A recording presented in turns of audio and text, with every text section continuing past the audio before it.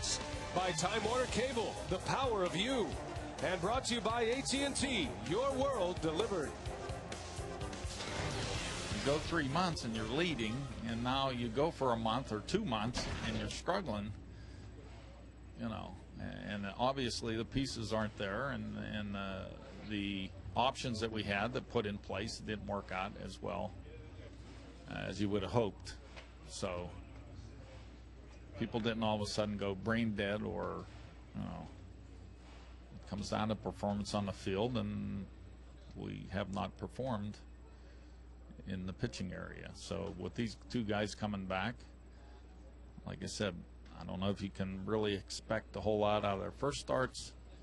Second, maybe their third starts out there, we'll get back to some type of order. Manager Ken Maka on the return of Jeff Suppan. Suppan pitching for the first time in a month. Dave Bush will get the start on Thursday. So the Brewers' original five back intact. And as Ken Maka mentioned, you don't know how much to expect from Suppan and Bush. It's going to be around 80 pitches tonight. But you don't have to tell Dusty Baker about the injury situation. No team in baseball has dealt with injuries like the Cincinnati Reds. They have had 18 players making 20 appearances on the Reds disabled list this year. And they've lost two of their main pitchers, now three with the loss of Aaron Harang, as the Reds come in 52 and 71 for the season. Here's Dusty's Subway lineup. He's got Drew Stubbs leading off, a great young talent up from their minor league system. Paul Janisch bats second with Joey Votto in the three-hole. The middle of the order is Brandon Phillips, Scott Rowland, and Lance Nix. Johnny Gomes, Corky Miller, and Bronson Arroyo rounded out the starting nine for Dusty Baker against right-hander Jeff Suppan. Hey, you see the numbers for Suppan. It's been about a month he's been out on the mound with that oblique injury. A 5-8 record, a 5.27 ERA, and kind of unfortunate for Suppan because he was pecking away trying to drop that ERA until his last couple of starts, where he had given up 15 runs in his last 8 innings, covering 2 starts. Well, set the Brewers defensively for you. Ryan Braun, Mike Cameron, and Frank Catalanato in the outfield. The infield is Casey McGee, Craig Counsell, Felipe Lopez, and Prince Fielder, and a battery of Jason Kendall and Jeff Suppan. Suppan's last start against the Washington Nationals, that was back on the 27th of July. Home plate umpire is Jim Joyce, Bill Miller, Darrell Cousins, and Angel Campos on the bases. And the crew chief is Darrell Cousins at second base. First pitch of the ball game for Suppan, and it's in there for a strike, and away we go. Suppan made 2 rehabilitation starts in the minor leagues, one in Single A, Wisconsin, up in Appleton, the other in AAA Nashville. Long run for Catalanato, can't come up with it, and that's going to be a base hit for Drew Stubbs. Mike Catalanato playing relatively deep out in right field. Got a little bit of a late break on it. Just couldn't get to it before it hit the ground. Almost able to get there. But, you know, the one thing that Suppan did in his 2 rehab starts, the numbers weren't very good, but he threw a lot of strikes. Concentrated on throwing the ball over the plate. He did that. And more importantly, he didn't really experience any problems with that oblique injury. Tough injury to come back from, especially for a pitcher. And it was his left oblique, the side muscle, the driving side for Suppan. He and Chris Bosio have been working extensively on his mechanics and primarily the load position. Bosio was telling us the other day he'd like to get Suppan a little more loaded up and ready to fire. Kind of like cocking a gun, you know. You want to make sure you get the reaction before the actual action of the pitch. And he thinks that might take a little pressure off that oblique muscle as well. And interestingly enough, I mean, concentrating on the timing of taking the ball out of his glove and in preparation for making his pitch, that's an interesting theory and something that most people don't think about, including me. Everything works together, though. Paul Janisch, Cincinnati's shortstop. This has been kind of a makeshift lineup for the Reds. They've lost a number of players to the disabled list, a number of their starting players. They've also traded away some guys. Alex Gonzalez traded to the Red Sox. Edwin Encarnacion traded to the Toronto Blue Jays. He was involved in that Scott Rowland deal. And Scott Rowland just now getting back in the lineup for Dusty Baker. Activated on Sunday. Yeah, currently 11 players on the disabled list for Cincinnati, and a lot of big names, a lot of run production and starting pitching. It's been a rough stretch for Dusty Baker. Starting pitching hasn't been very good, except for tonight's starter. Arroyo has been tremendous. That is a long list of guys that are hurt right now for Cincinnati. Yeah, 11 players currently on the DL. The latest, Aaron Harang, who had emergency appendectomy. He was scheduled to start tomorrow, but he's out for the season. Just about their entire starting rotation out. Well, Edinson Volquez is going to require Tommy John surgery. Johnny Cueto is out as well.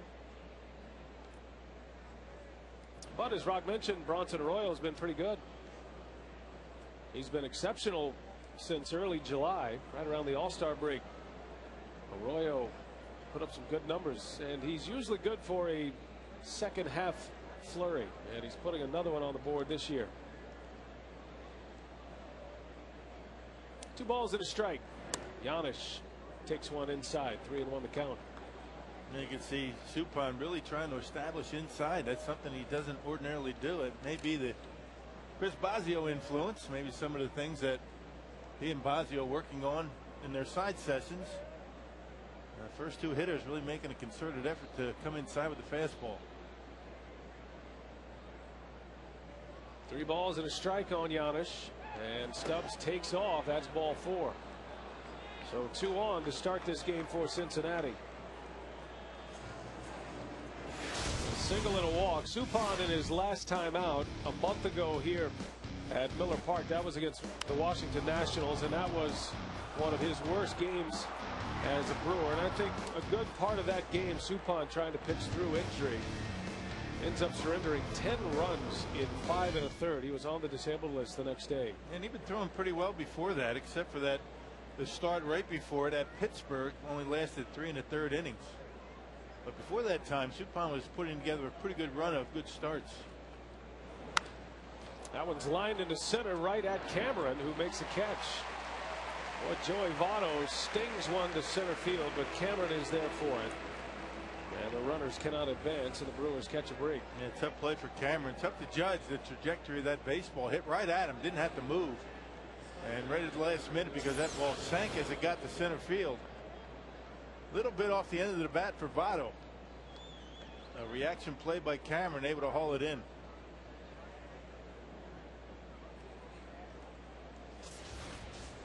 Still 2 men on base with 1 gone, and here's Brandon Phillips. Phillips has been nursing a hand injury. He was hit by a pitch last week, but good go. He broke his thumb earlier this year and never went on the disabled list. Basically hit his way through it. Matter of fact, the game he returned from that broken thumb, missed I think 3 games total. He ended up hitting a home run in his first at bat, and he continues to put up the numbers. He has an outside shot at a 100 RBI season this year. And a tremendous run production out of the second base spot. He's always been a good player. Good offensively and terrific at second base.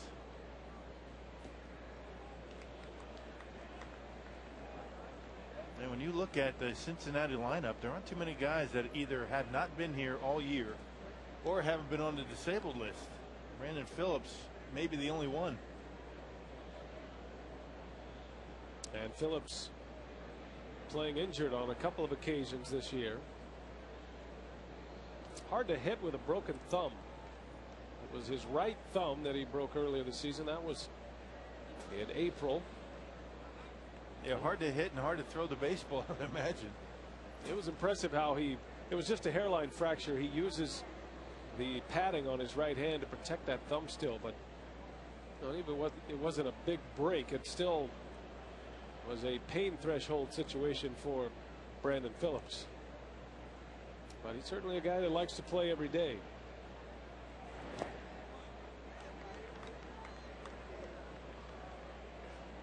Cincinnati coming off a series against the Pirates. The Reds won on Sunday. They beat Pittsburgh 4-1. but lost the series to the Pirates. Dropped 2 out of 3.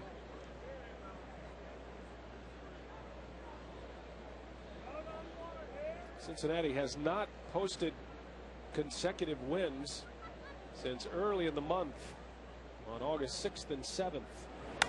Phillips slices one foul and out of play. It's 2-2. And one of the reasons their starting pitching has been very inconsistent. Their last 10 starts, the starters are 2-5. They just haven't been able to eat up innings. Of course, you don't have to. There's nobody going to complain to the Brewers about that. Use of the bullpen an issue for just about every team right now. Yeah, you figure Dusty Baker and Ken Maka could share a few stories over a beer, huh? 10-26 the Reds are since the All-Star break. Little bouncer out to Lopez. The out recorded at second and in time at first. A slow developing double play. I'm surprised Phillips was thrown out, frankly. But the Brewers turn it, and Suppan is out of the inning. 4-6-3.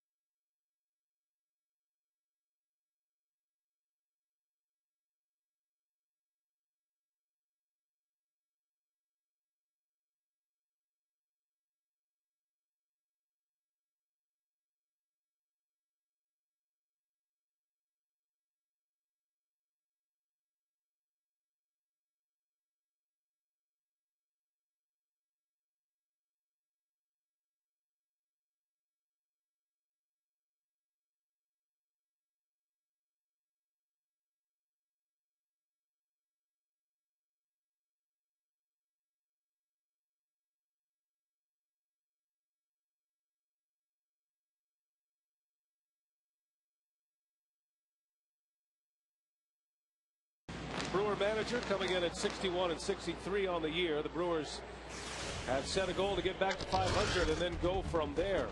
Maka's subway lineup today: Felipe Lopez, Craig Counsell, and Ryan Braun.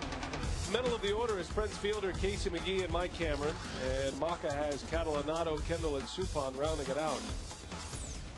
And the Piggly Wiggly scouting report on Bronson Arroyo. He's been outstanding in the second half of the season after the All-Star break. A 272 earned run average, but he's only 2-4. He throws everything up there, different pitches, different speeds, and different arm angles, and he's 3-1 at Miller Park with a 2.84 ERA. That's in 8 games and 6 starts.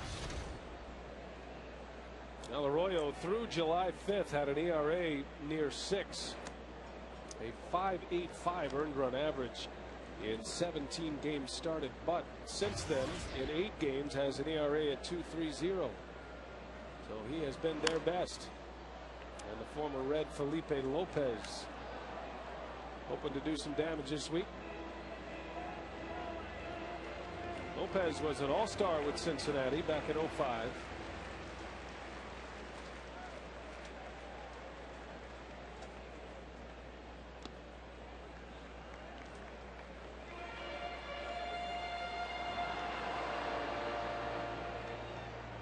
Arroyo went 8 innings in his last start against the Giants last week. Gave up just 1 run. And lost. He's 3-4 during that stretch we talked about. Lopez with a base hit. Boy, this guy, yeah, he has been something else. Lopez looks like he's recording 2 and 3 hits a game at this point. Here's how the Reds stack up defensively. Johnny Gomes is in left. Drew Stubbs, the young prospect, in center. He's a very good defender. Lance Nixon right. The infield is Scott Rowland, Paul Yanish, Brandon Phillips, and Joey Votto. And Corky Miller resurfaces.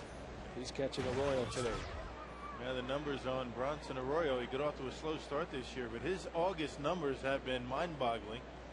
In 4 starts, he's only given up 7 runs, and he's in August in 4 starts, averaging over 7 innings per start. You know, just when the Reds need him most, he's been throwing the baseball extremely well.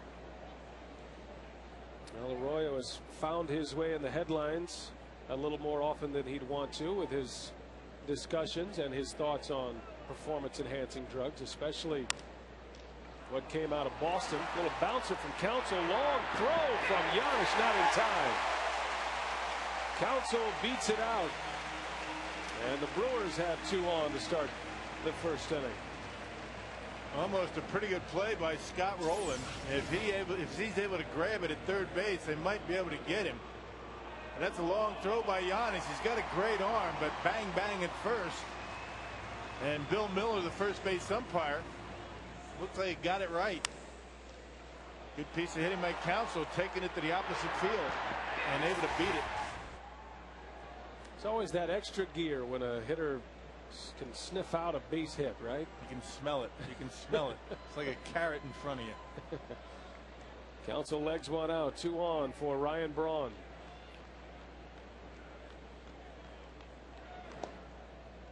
Well, Braun comes in with 27 home runs for the year, 91 driven in. He pushed over the 90 RBI plateau yesterday. Braun hit a 2-run home run that put the Brewers on top, and the lead they would not relinquish. That was yesterday, wasn't it? Yeah. They seem to run together pretty quickly, don't they? Brewers wrapping up a 7-game, 8-day road trip. Dropped 3 in a row in Pittsburgh, then won 3 of 4 in Washington.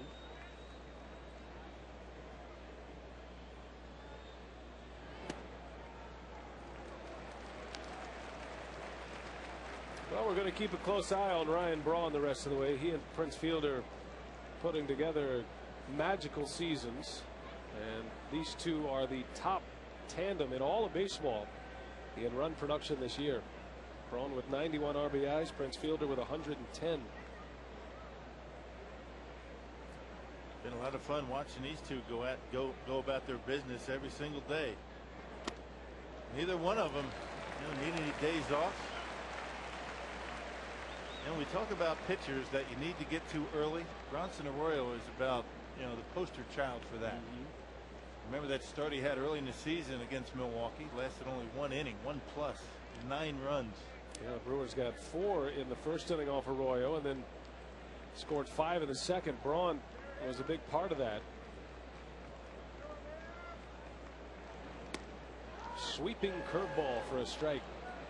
On a 3-0 count. Well, that would be the definition of the kitchen sink, right? Yeah. Piggly Wiggly scouting report. There is really no telling what he's going to throw when.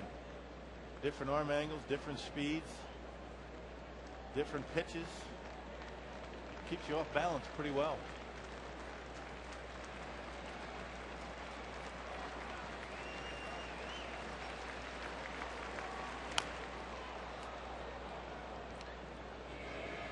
Well, Braun is 2 home runs shy of 100 in his 3rd season in the big leagues, and historic proportions is what we're talking about with Ryan Braun. Look how fast he has put the home run numbers together, and with just 1 more home run, he will officially pass Frank Robinson, who did it as a member of the Cincinnati Reds, 56, 57, and 58, posting 98 home runs. Big time company for Ryan Braun. Still a month plus of baseball to play. Gets jammed that time, and this is going to work as a double play. Lopez caught in no man's land, and a line drive out that turns into 2 for Cincinnati. Man, you just got to freeze. That ball was a line drive. Didn't hit it all that well. Looked like he got it down on the trademark a bit, but can't make that mistake. See Lopez with a big secondary lead. The ball's in front of him, number 1, so you go back right away. And an easy double play to get Lopez. So instead of 2 on with nobody out, 2 quick outs with 1 swing of the bat. And here's Fielder with Counsell at first base. Prince opens the day with 33 homers. 110 RBIs, a batting average still north of 300. 304 coming into play today. An on-base percentage of 416 for Fielder. You can find Fielders and Braun's name just about every major offensive category among league leaders in the National League. And on some lists, they're both there on the same list. It's been an amazing thing to watch these two, as we talked about. Here's some of the ranks. Fielder leads all of baseball in RBIs. His 33 homers, fourth best in the National League. Sixth in the league in on-base percentage. And a 304 average has him into the top 15.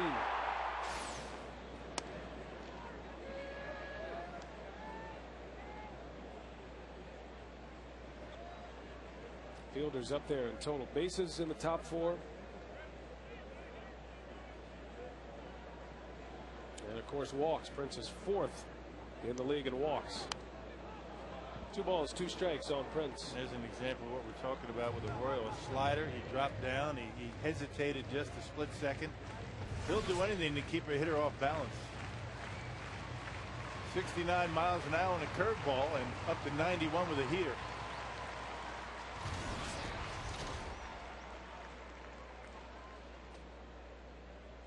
And knowing that he'll throw anything at any time, there's always that hint of hesitation when you face Bronson Arroyo.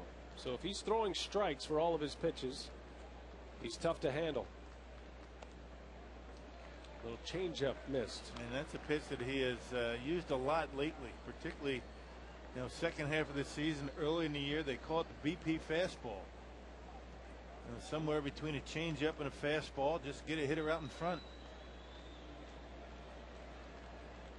Full count, 2 outs. Counsell will start with a pitch. And Fielder rolls one toward the middle. Giannis makes a play, and the inning is over. A promising start that the Brewers come up into. And we're on our way to the second.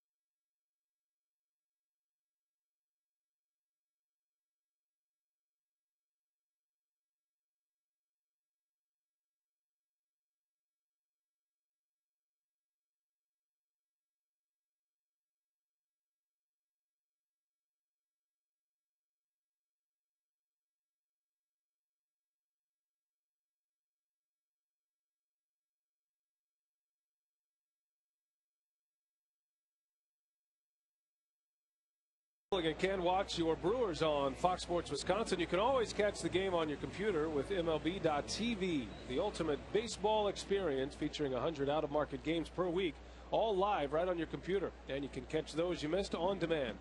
For more details, visit Brewers.com, where baseball is always on. Scott Rowland ready to lead off for the Cincinnati Reds against his former teammate Jeff Suppan. Suppan working a scoreless first inning despite a hit and a walk. Each club with double plays already in this game. Rowland is just coming back from a concussion. He really hasn't played much with the Cincinnati Reds. It's only the 6th game he's played with the Reds. Has 1 homer, 2 RBIs, 2 hits, and 17 at bats. he was hit by a pitch just a couple of weeks ago, and he's just now getting back. Made an appearance in Sunday's game in Pittsburgh. Activated from the disabled list and making the start here today. Yeah, he was lighting it up for the Toronto Blue Jays over in the American League. A .320 batting average. Power numbers down for him. Only 8 homers and 43 RBIs. And maybe one of the best third basemen defensively in baseball. He was putting together a nice year in the American League, hitting .320 in Toronto with 8 home runs and 43 runs batted in. Nearly 90 games as a Blue Jay. Now with Scott Rowland returning to Cincinnati, he reunites with his former general manager in St. Louis, Walt Jocketty, who's the GM with the Reds now. Took over last year full time. So a Cincinnati Milwaukee connection via the Cardinals here with Suppan and Rowland. That one is a fair ball down the line. Extra bases for Scott Rowland.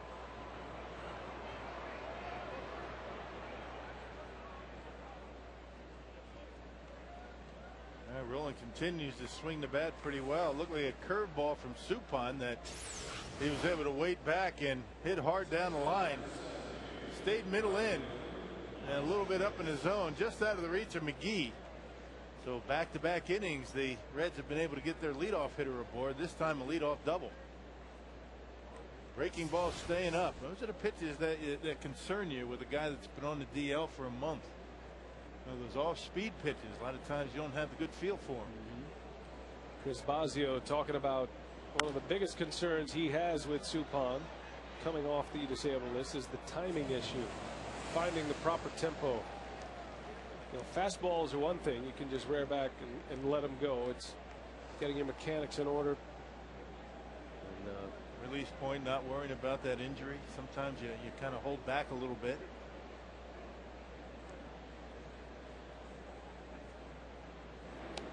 Lance Nix, the former Brewer, at the plate.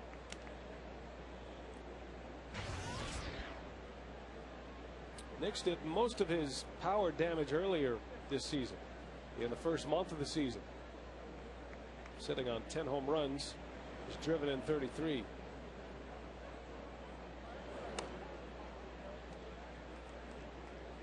Yeah, he got off to a tremendous start. I mean, really doing a nice job. Almost forced Dusty Baker to play him in the outfield every day, but now he's got to because he doesn't have many options. Maybe one of their best all-around players has been on the DL for a while, Jay Bruce. So Nick's getting a lot of playing time.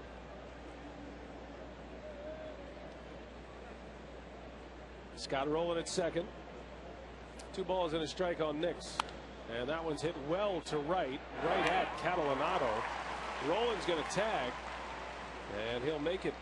There's some line drive outs here early. Votto and Lance Nix, and that's the first out of the second inning. Well, that is a look at Milwaukee Bucks guard Charlie Bell. He's joining our crew today, running our Fox box right now. Make sure you get that count right, Charlie. Charlie has been doing other jobs all summer long, and you can get an exclusive look at the video at Bucks.com right now. Looks like he's got it under control. Smooth. Charlie Bell is smooth no matter what he does. Good work. And I hear he does not come cheap. All right, move that runner, Charlie. There you go. Nice. You see how he moved Scott Rowland from second to third? Yeah. Lightning fast.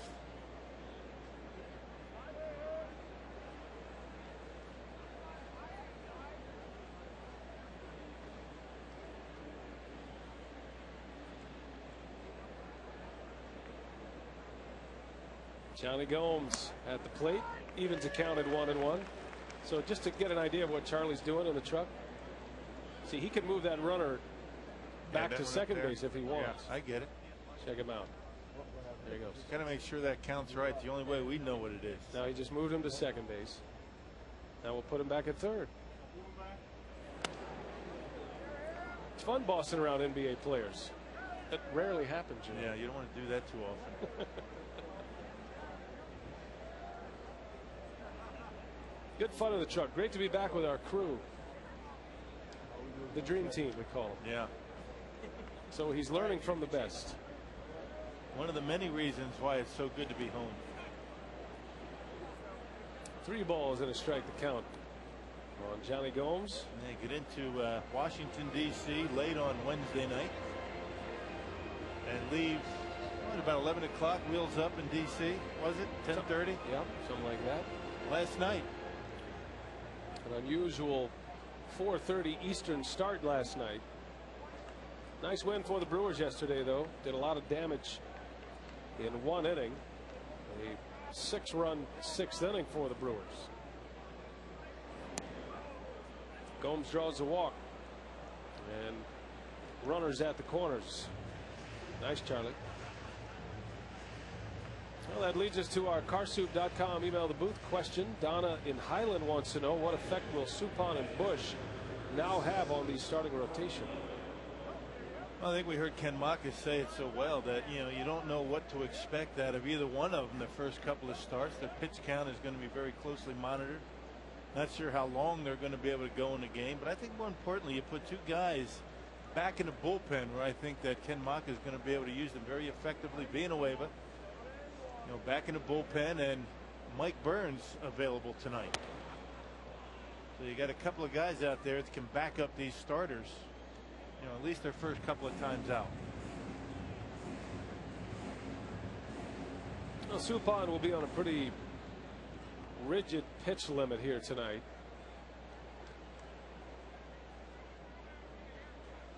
Yeah, Ken Maka talking about 80 pitches for Suppan. I would imagine Bush would be in the same range, somewhere around 75, 85 pitches, depending on how the inning's going. Corky Miller with a base hit, and the Reds are on the board. So the light hitting Reds catcher just up from AAA singles to right, and Cincinnati has the early lead, 1-0. Yeah, Corky Miller has been back and forth between the minor leagues and the big leagues for a while now. Now the benefits of being a very good defensive catcher. I mean, be able to stay in the big leagues and stay in baseball a long time, and pitch up in the strike zone, just punches it to right field. You got to love having a guy around with the name of Corky. Right. Well, he put Cincinnati on top first run of the game.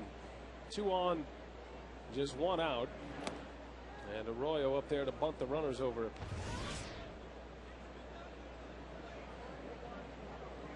He used to have Corky Miller and Pokey Reese with Jim Gantner at the first base coaching box. Pokey, Corky, and Gumby.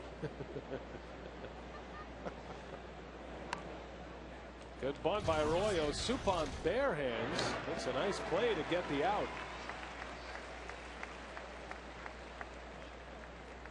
A sacrifice bunt for Bronson Arroyo, his 12th of the year. Yeah, this is a good test for that oblique injury right there.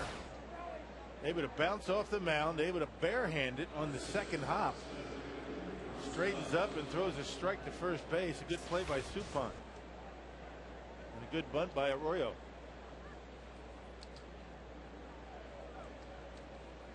Now 2nd and 3rd, top of the order, Drew Stubbs. A run is in on a Corky Miller single to right.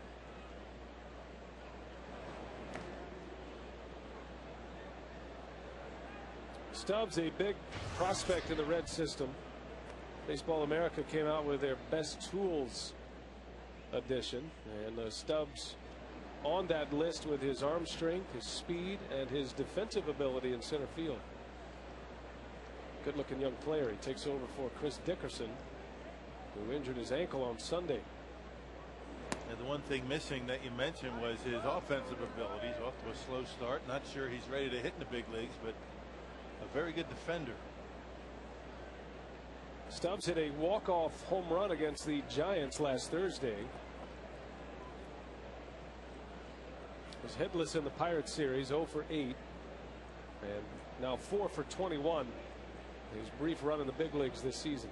4 hits and 21 at bats.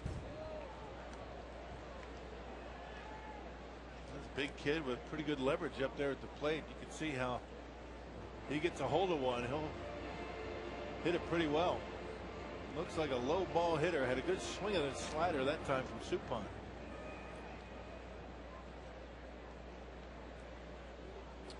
.64 .205 from Texarkana, Texas, Drew Stubbs. And a fastball missed. The only other major league Stubbs I remember is Franklin Stubbs. Former Brewer first baseman.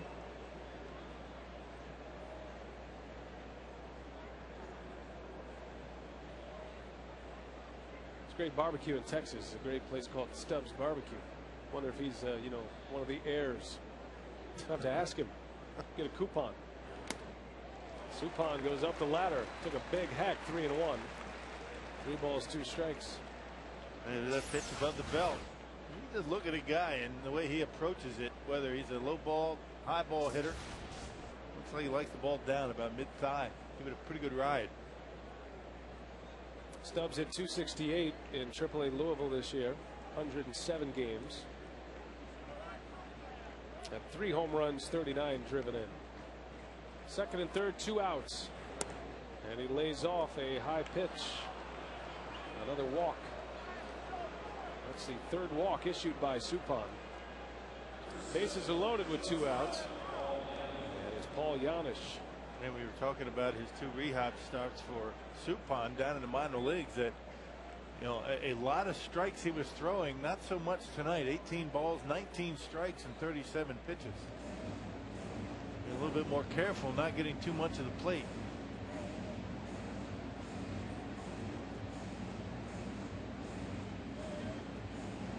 Two hits and 2 walks in the inning. The Reds have the bases loaded.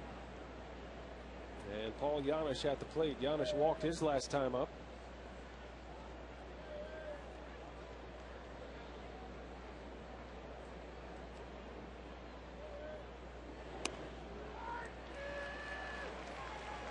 Janisch, an excellent glove man. Dusty Baker loves his defensive game, his arm strength and his range at short. Matter of fact, Dusty said if he can hit .250, he'd be an everyday shortstop in the big leagues. That one is pulled down the left field line, and that one is hooking foul. And not by much. Well, Janisch gave that one a pretty good ride. Goodness. Second deck. Just hooks foul as it gets to the foul pole. Angel Campos had it all the way. 0-2 the count.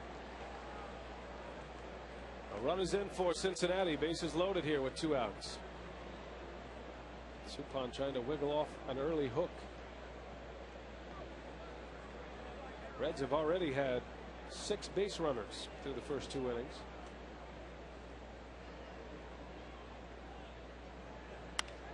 On the ground to short. Counsell will flip to Lopez. And the inning is over. 1-0. The Reds lead it. Charlie Bell, take a bow. Nice going.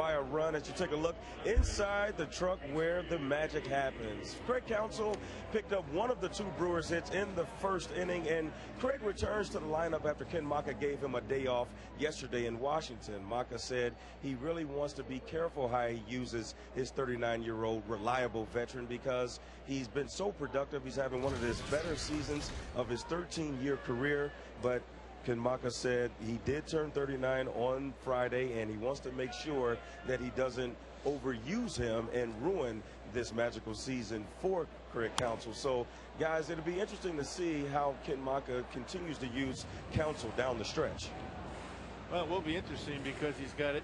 Alcides Escobar that he would love to be able to put in the lineup as much as he can, but you just can't put guys like Casey McGee and Craig Counsell on the bench too long. They've had too good a seasons. I mean, you can't do that to them. So you stick him out there at third base once in a while, put him at short, give Escobar a day off. Escobar's been swinging the bat pretty well. And the other part of that, Ken Maka wants to make sure that Escobar gets time with Willie Randolph, between, and the best way to learn is to play 4 or 5 times a week and then get the 1 day off. That's pretty much the plan Maka and Doug Melvin had for Escobar to start when he was promoted to the big leagues, and they've held right to that. And typically, you don't see it now, but typically Escobar will stand with or sit with Willie Randolph on the bench the days he doesn't play, and they go through all the scenarios and kind of let the game slow down a little bit for Escobar. And even when he does play, the first guy that is waiting for him is Willie Randolph. If there's a situation or a play that happened in that inning, Willie will take him aside, have a few comments for him. There's a lot more to it than just playing the position, fielding ground balls. There's positioning, there is certain hitters, how you place certain hitters on certain pitches. There's getting to know your own pitching staff. All that goes into it.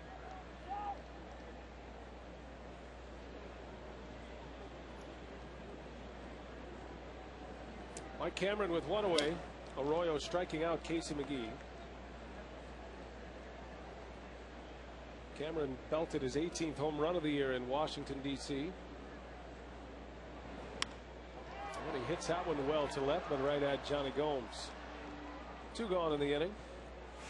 Speaking of Mike Cameron, through a contribution to Brewers charities, Mike Cameron will team up with 5-time Grammy Award winner Usher and his New Look Foundation. They're going to host a bowl-a-thon this Thursday at Pinstripes Bowling, located at the iPick Entertainment at Bayshore Town Center.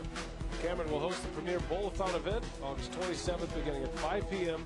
There'll be a VIP reception and a silent auction. Bowling begins at 6 o'clock. Scores will be tallied at 7:30. So that's a great deal. For more information, log on to Brewers.com. So I'm down in dugout during batting practice, getting sizes for the bowling balls for some of the guys. Did you see that contraption that they had? Yeah, I thought they were measuring up for World Series rings down there, but actually that was a bowling ball ring sizer. Yeah. Right off the end of the bat. And that's the inning. 3 up, 3 down for Bronson Arroyo. 1-0 Reds. We head to the 3rd. Cincinnati coming up. Joey Votto leads off.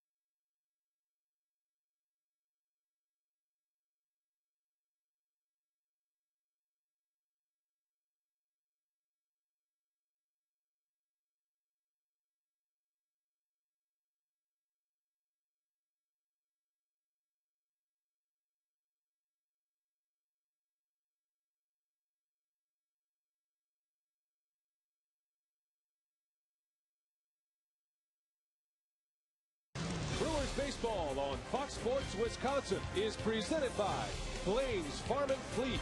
You'll always find value at your local Farm and Fleet. By Piggly Wiggly, shop the pig and save. And by Ho Chunk Gaming Wisconsin.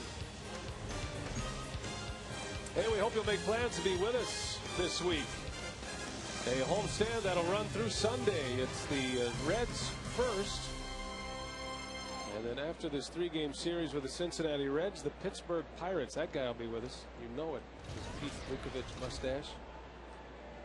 Jeff Suppan back on the bump. He starts his 3rd inning of work. Joey Votto leads off. Votto lined out his last time up. Suppan's been able to limit the damage. Worked out of a mess with the bases loaded last inning. Now you're right, Rock. Suppan working inside a great deal more than he normally does. Yeah, and just not able to throw strikes with it. If you're going to come inside early in the count, you've got to throw strikes with it. Late in the count, not necessarily.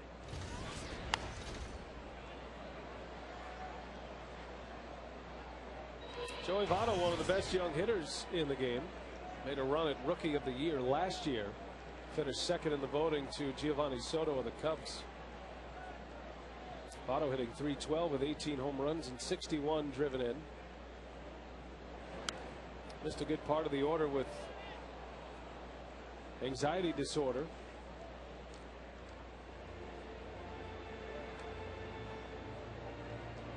And one of the many Reds that have been on the disabled list, 18 different players. When you miss guys like Joey Votto and Jay Bruce in your lineup for an extended period of time, that's gonna hurt your offense quite a bit. Those were the two guys to anchor Dusty Baker's opening day lineup. Jay Bruce out with a broken wrist, a broken right wrist. He's been on the disabled list since July 12th. Suppan misses inside. Votto walks, and that is the 4th walk issued by Jeff Suppan. And a pitch count that is rising quickly. Yeah, it didn't give Votto anything. No fastball in the outer half. Everything inside. He's not able to find the corners with it. But the one thing he was able to do, he didn't leave it out over the plate and allow Votto to hit it hard somewhere. 3 consecutive innings the Reds have had their leadoff hitter on. So the Reds with 3 hits and 4 walks, and yet only 1 run on the board. Brandon Phillips, he rolled into a 4-6-3 double play last time up. This time he rings one to center field. Cameron cuts it off. Votto's on his way to 3rd, and he'll make it. From 1st to 3rd goes Joey Votto. Good piece of base running. And the Reds again have their first 2 men aboard. I'm kind of surprised that he took off and went to 3rd base, but able to make it easily. His throw was right on the money, but it hit Votto in the back as he slid into 3rd base. Would have had it easily. Cameron shaded him over toward right center. It took him a while to get there, and by that time a little bit too late. Good base running by Votto.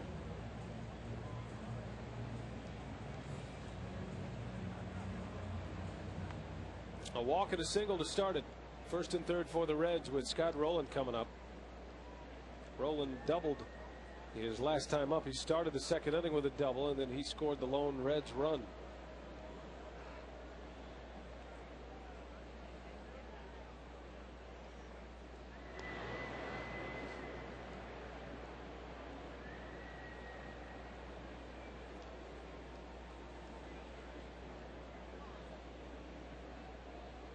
Phillips always a threat to run. This would be a good spot to do it as well. Has 20 stolen bases this year. Suppan just unable to get a strike called on that inside corner. That's what it's really an art. It's an art form to be able to pitch inside and throw strikes in there. Hitters are so conditioned to look on the outer half of the plate. When you do throw it inside, you got to throw it for strikes early in the count because they're not looking for it in there. They're looking with the fastball away, the sliders. There's a good pitch. Rowland gets jammed, and he'll dump it into center field, a base hit. But it was a good pitch. That's the key. I mean, Suppan certainly has established a pattern that he's going to throw that fastball in on the hands of both lefties and righties.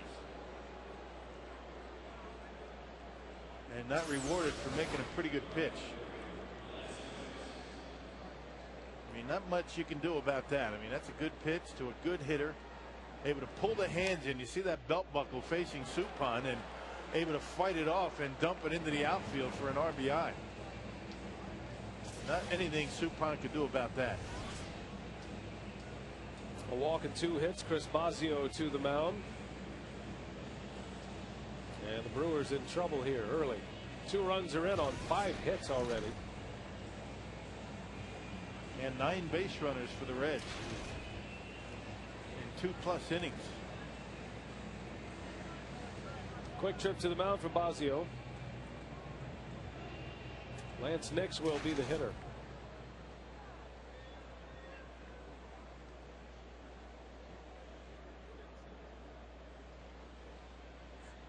Nix lined out his last time up. Hit a shot right to Catalanato in right field. Brewers are looking for a double play ball here. They'll concede the run if they can turn 2. They certainly don't want to fall too far behind Bronson Arroyo the way he's been throwing the baseball. He hasn't been giving up too many runs.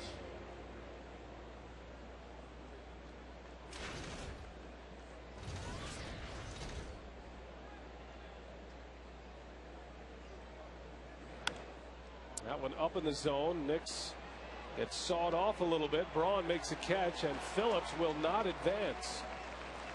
So the Reds unable to advance at either bag as Nix flies out to left field. And Ryan Braun doing a nice job hitting the cutoff man, because Scott Rowland tagged up at first.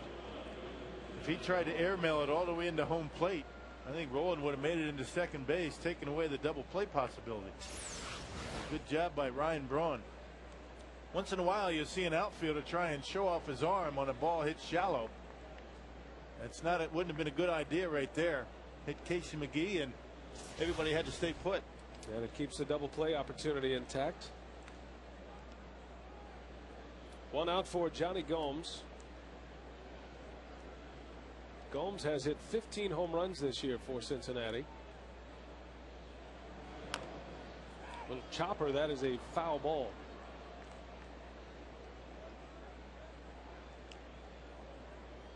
Gomes hit a big home run against the Brewers earlier this season, what proved to be a game-winning home run late in a game in Cincinnati. And with so many injuries, Gomes is another guy that has enjoyed probably a little more playing time than he expected. And once again, when your starters get hurt or they're not productive, you get your guys on the bench and they have to start. It weakens your bench quite a bit. Johnny Gomes always been a good hitter. Tough time to find a spot to play.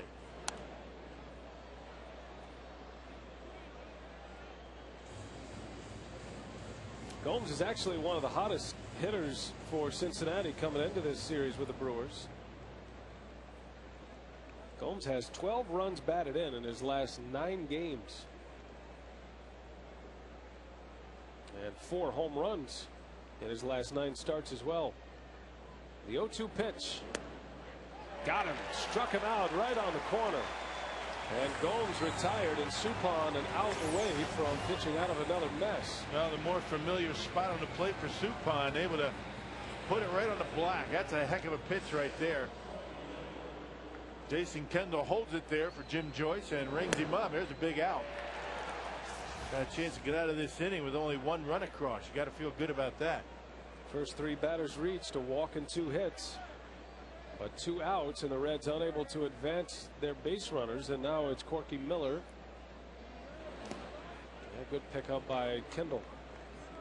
Corky Miller drove in the first Reds run and a single and an RBI last inning. You don't have to throw him strikes here. You've got Bronson Arroyo on deck. He's a good hitting pitcher, but he's a pitcher. I mean, don't give in here if you fall behind.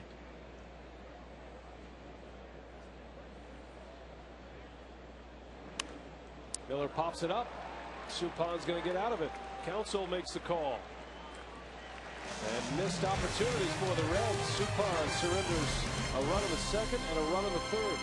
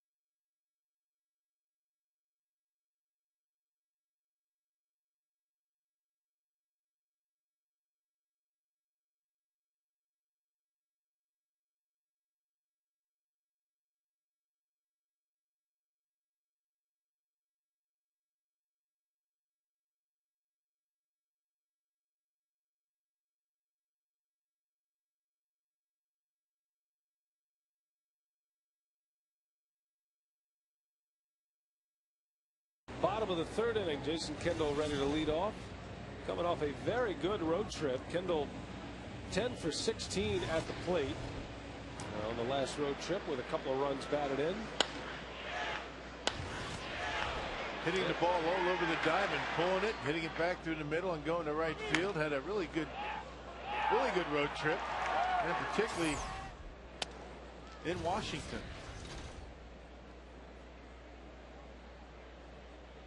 Well, Kendall in his last 5 games has 9 hits and 3 runs batted in.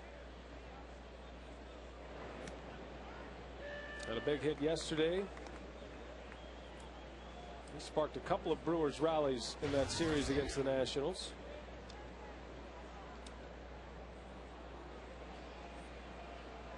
Really hasn't been much wrong with the Brewer offense, particularly on that last road trip. 7 games. Guys are all swinging the bat. Kendall pops it up. Paul Giannis will make the call and the catch, and one away here in the third inning. It's time to get your registration forms in. If you are interested in showing off your big league skills, Brewers Fantasy Camp is the spot for you. It runs January 31st through February 7th. All you have to do to register is call 262-679-3612, or you can log on to the web, brewers.com/fantasycamp. And big fantasy camp weekend coming up. Next homestand. Guys get introduced before the Cardinals game. Name on the scoreboard. Play a game at Miller Park. All part of the fantasy camp experience. One of the perks, and of course you get face-to-face access with Bill Schroeder too. That's part of the deal. Run into the fantasy campers all the time on the road. You know, leaving tickets and have a quick soda after the ball game. Suppan out quickly. Second strikeout for Bronson Arroyo. Fastball right down the middle, and Suppan takes it for strike 3.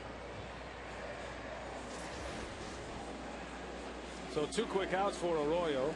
I would imagine that the Brewers would just as soon not have Suppan swing the bat too hard with that oblique situation. Yeah, maybe they sent him up there with a wiffle ball bat. That can't be good to swing the bat too hard. He took a pitch normally that he'd get a pretty good hack at. Top of the order, Felipe Lopez singled his last time up, and now hitting .359 as a Brewer. .315 overall. He is inside the top 10 in the National League. Brewers have back-to-back hits to start against Arroyo, but nothing since.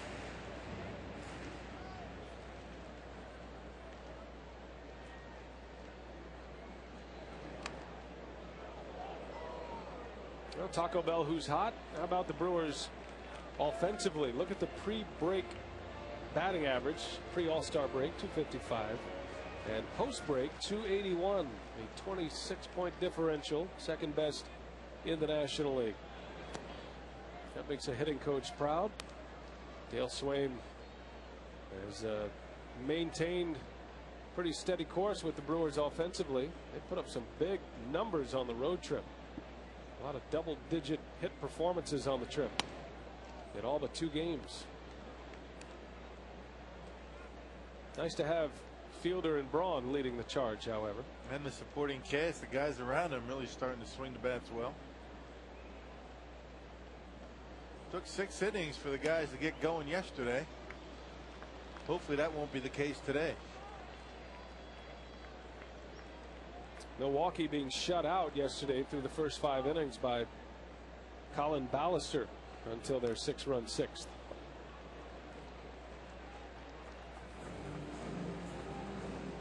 Always ready to hit. It's one of Braun's little idiosyncrasies he does when he warms up.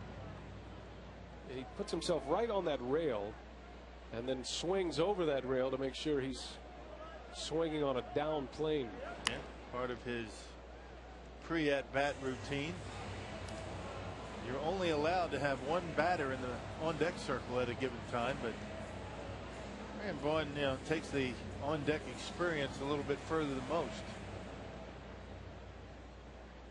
And even with 2 outs, he's ready to hit. Lopez hits one hard, deep right field. That is way back and gone. Felipe Lopez with his 2nd home run as a Brewer, his 8th of the year. And it's 2-1 Cincinnati. He's a good hitter, and make no mistake about that. Felipe Lopez has been exceptional since coming over to Milwaukee. Not a bad leadoff hitter. I think they've found their leadoff hitter for the season. Right down the middle, and he didn't miss it. Nice easy swing. That's one thing about Lopez. He very rarely overswings. Nice easy down and through, and carries it into the 2nd deck and right.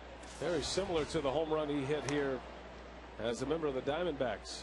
Well, now Lopez has a home run from each side of the plate as a Brewer. And he's having fun here as a Brewer. He's enjoying his teammates. His counsel bounces one to Votto, and Arroyo is there for him. The inning is over, but Felipe Lopez, his 8th homer of the season, his 2nd hit of the ball game, and the Crew finally on the board.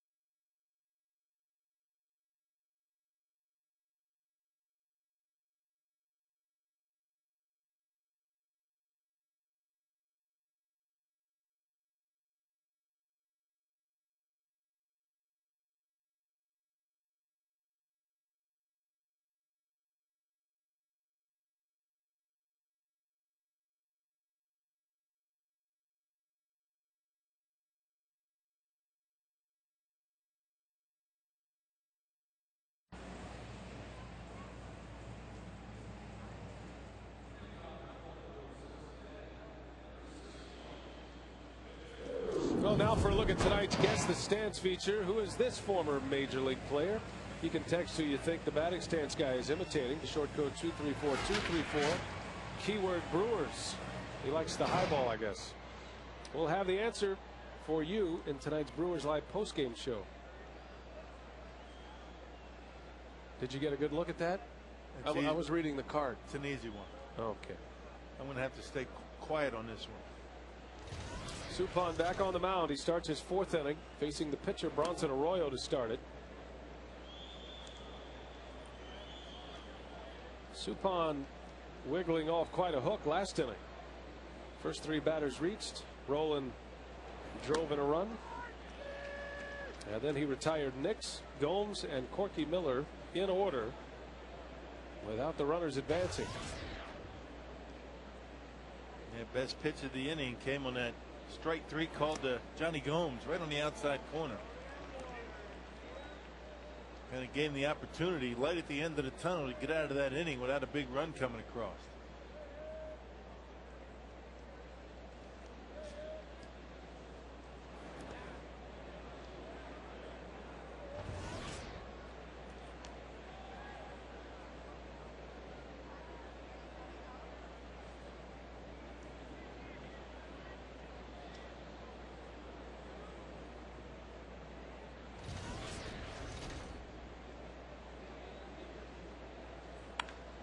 Hit hard to left. Braun trying to cut it off. He does. Arroyo is on his way to second. Here comes the throw. And Arroyo is in there. A leadoff double. And the 4th consecutive inning, the Reds have their leadoff man aboard. It looked like something up in the strike zone. Arroyo able to handle it and rips it down the line and left. How about the hustle by Bronson Arroyo? Pretty good athlete. Yeah, most pitchers just going to kind of lope down there to first base. Going to be satisfied with a single, but Arroyo right out of the box thinking about a double, able to get in there safely with a good slide. How about a head first slide by a pitcher? And you can imagine what was going through the mind of Dusty Baker. I mean, have you ever seen a pitcher slide head first? I can't say that I have. I can't remember one. I'm sure there has, but I don't remember one. It's kind of one of those unwritten rules, you know. You don't do that. Protect the hands, the fingers, you know. Oh, he's at second for the top of the order.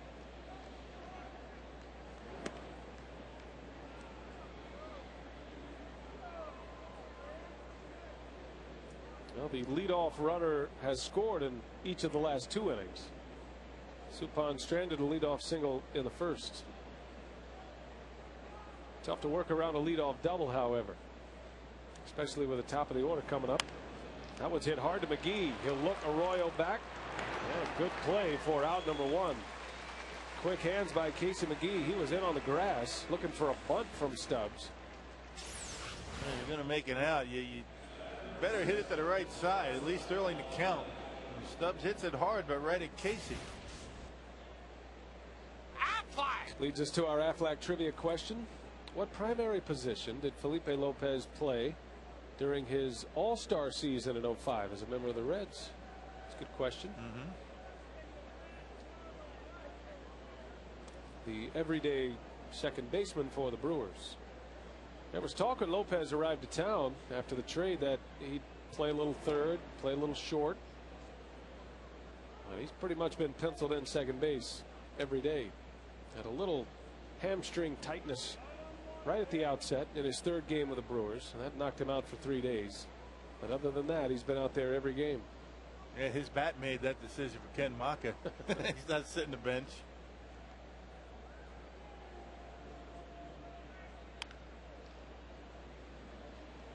It's nice having a switch hitter in the lineup too. I mean, the only switch hitter for the Brewers all season long.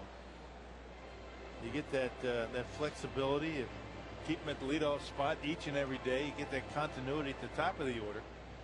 You know, Lopez, Braun, and Fielder every single day, and they mix and match with the number 2 hitter. You can get away with that, but when you start mixing and matching and platooning number 1 and 2 in the order, it's tough to stay consistent offensively.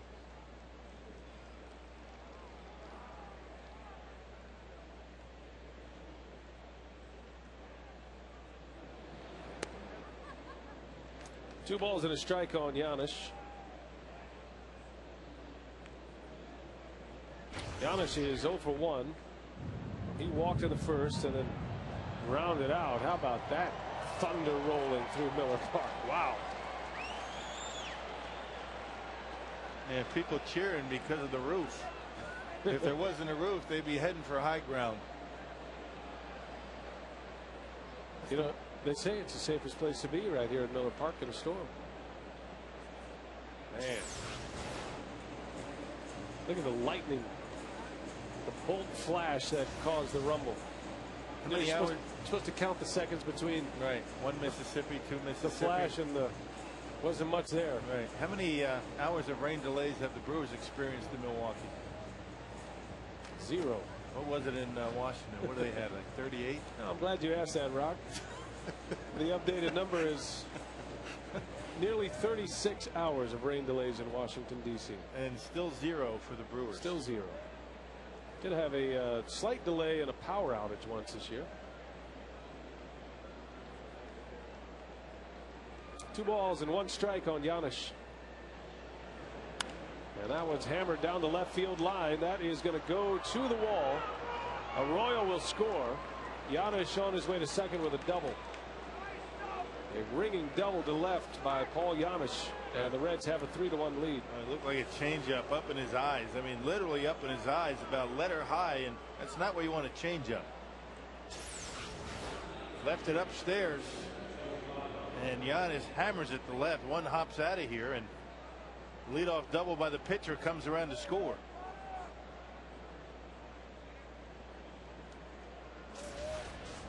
Now the double by Giannis will allow the Brewers to walk Joey Votto.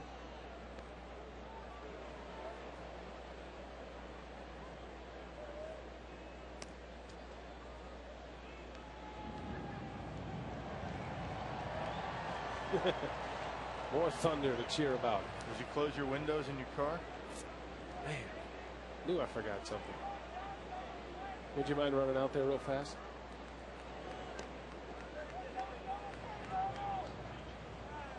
Carlos Villanueva begins to get loose. First and second.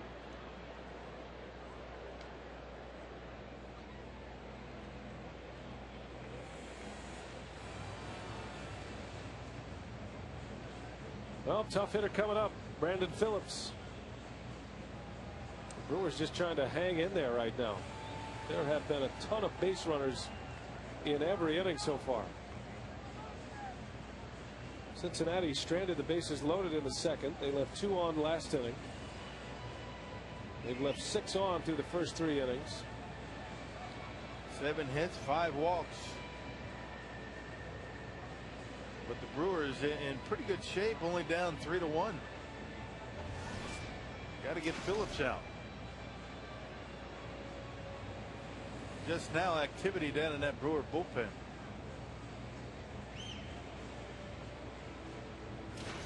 So Bosio has had a say. And we'll see what Suppan has in mind for Brandon Phillips. 3-1 Reds. First of a 3-game series with the Reds. And a 6-game homestand.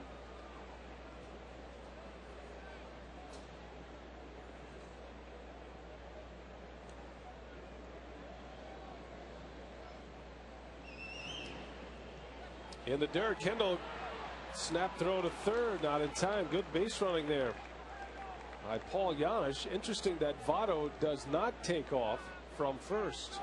Well, he had to make sure that Giannis was going to take off. If he gets a late break, I think Jason's just going to throw to second base and get him. That's the thing about the trail runner on a play like that. He's always going to get a worse jump. He thought about going, but he probably should have, because he took off right away, but don't know why, but he stopped. He would have made it easily. Still a chance at a double play to get out of the inning, but now a fly ball to the outfield will likely score another run. Close play at first.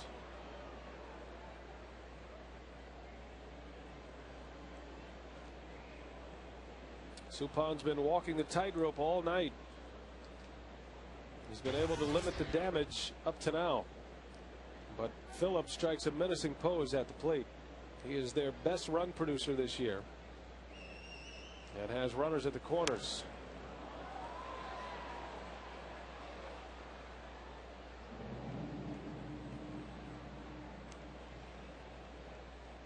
Suppan hopes to get a ground ball. He's got to get the baseball down. I mean, that last fastball up in the strike zone, and that's exactly what Phillips wants. He wants something upstairs so he can hit a fly ball, minimum fly ball.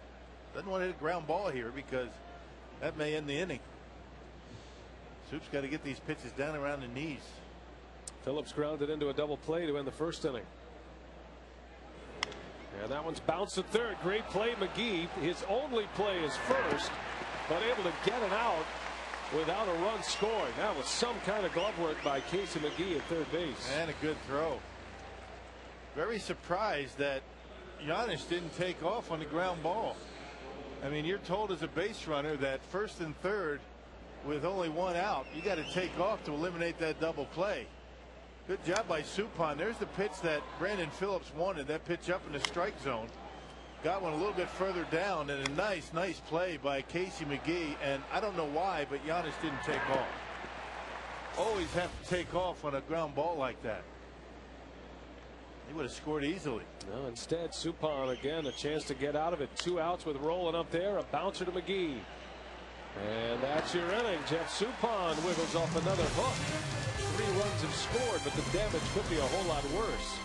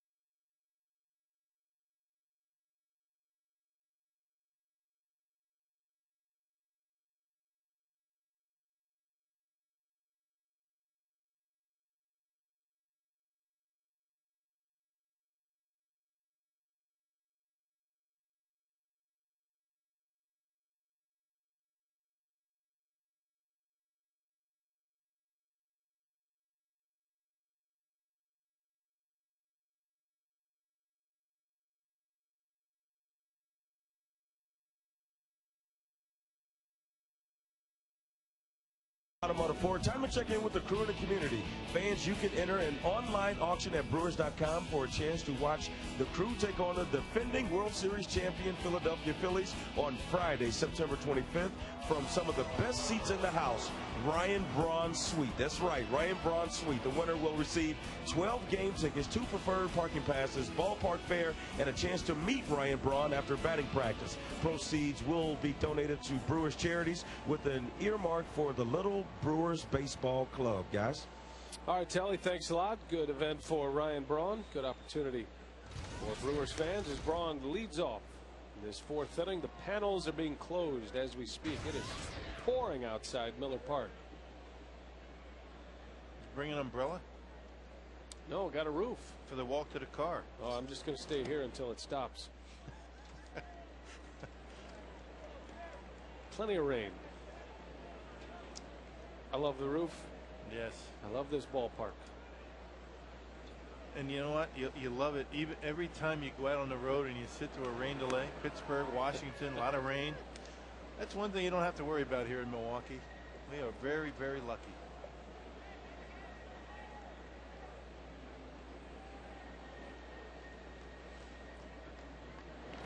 Braun right off the end of the bat. And it's 2-2. Ryan homered yesterday. Braun has 27 for the year. Powerball home run leaderboard. Fielder at the top. Prince with a chance at 40 this year. so much for 30 and 100, 30 homers and 100 RBIs. Fielder looking for 40 and maybe 120 or more this year. Arroyo strikes out Ryan Braun. Yeah, pretty good fastball that time by Arroyo. He's been working inside a little bit more lately. Trying to sink that fastball, able to do it to Ryan there. What do you think, Rock? Felipe Lopez, what position did he play during the 05 All-Star season as a member of the Reds? Shortstop is right. And then the Reds brought Alex Gonzalez over. Gonzalez did not play much as a Cincinnati Red. He signed a 3-year deal with the Reds and didn't see much action. Cincinnati trading away Gonzalez to Boston. Fielder launches one. Is that going to stay fair? This one is a foul ball. Man, that was killed. Upper deck. Jeez. This one you think you can't hit him any further. Boy. An impressive clout.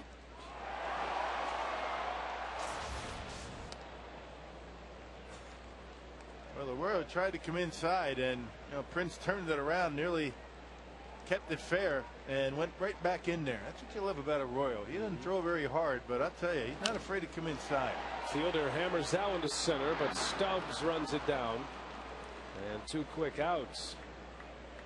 So plenty of oohs and ahs on that long foul ball, but Arroyo gets his man. 2 up and 2 gone in this 4th inning. And took just a little bit off the fastball that time. That's that BP fastball that everybody's been talking about, that Arroyo throws. The 92-mile-an-hour fastball. Prince able to belt way out of here, but foul, and then he takes a little bit off of it and has Prince on the end of the bat just a bit. Casey McGee with a base hit, just out of the reach of Roland.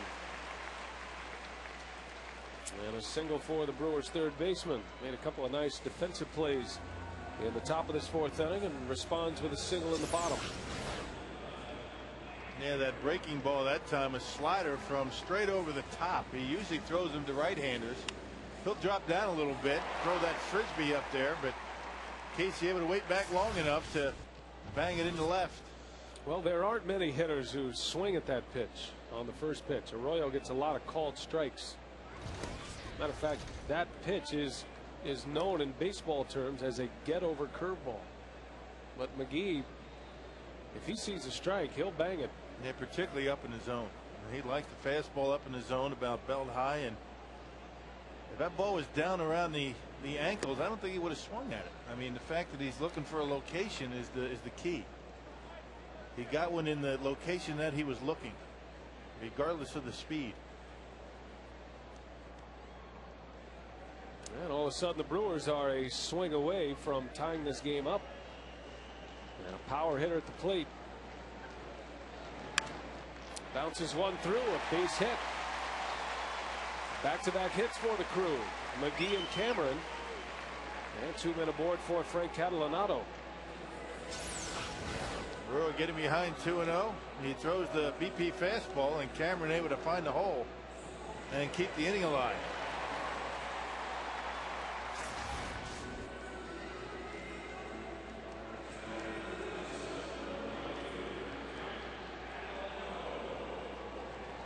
Two on for Catalanato, hitting an even 300 to start the day.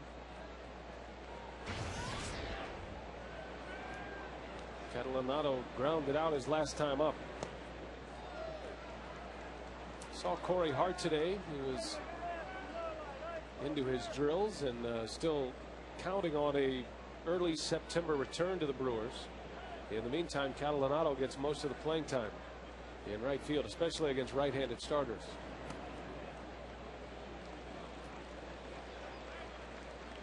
Yeah, saw Ricky down in the clubhouse today. He's looking good. Ricky Weeks says he wants to play this year, but he doesn't think the Brewers are going to let him. Not going to happen. He wants to escalate that program. He does look good. Yeah, no reason to do that. And earlier today, Corey Hart and Ricky Weeks both working out on the field. Weeks Trying to get his legs back in shape. Hart doing the same. Just trying to get that strength back up. Still a little bit weak. You got to figure that takes a lot out of you. Hart with emergency appendectomy surgery at the beginning of the month. And Ricky Weeks tore the sheath around the tendon in his wrist, in his right wrist, that knocked him out for the season. As the rain continues to fall outside Miller Park. As we continue to play. Catalanato walks. Good at bat by Frank Catalanato. That loads the bases here with 2 outs, and Dick Pohl is on his way to the mound. Well, it looked like Arroyo was going to have a nice quick inning. First couple of outs, he got Ryan and Prince. And 3 straight base runners, including his first walk of the night.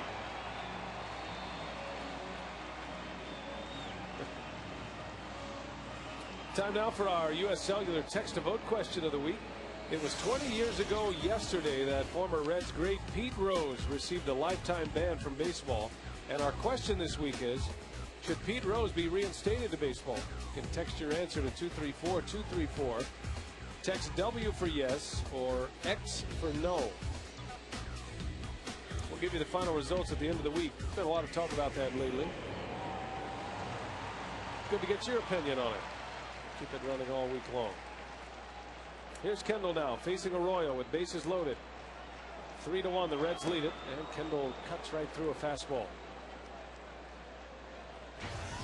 Arroyo can be sneaky fast with his 89-mile-an-hour fastball.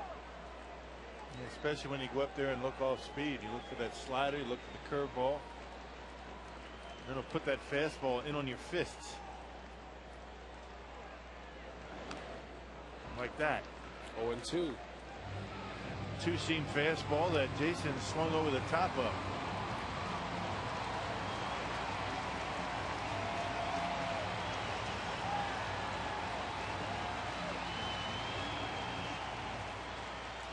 This is usually the spot where Kendall gives you one of those cricket swings. Serves one into right center. 0-2 the count. Ooh, high and tight. He buzzed him with a fastball, and it's 1-2. Yes, he did, figuring that Kendall was going to be leading that over the plate for that breaking pitch. Well, that's the first move. And driving that front shoulder toward the second baseman, and Arroyo stands him up.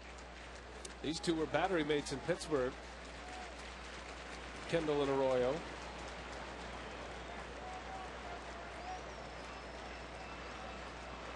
Base is full, 1-2 the count. And Kendall pops it up. Lance Nix will make the call and the catch. And the Brewers strand the bases loaded. Arroyo pitches out of it.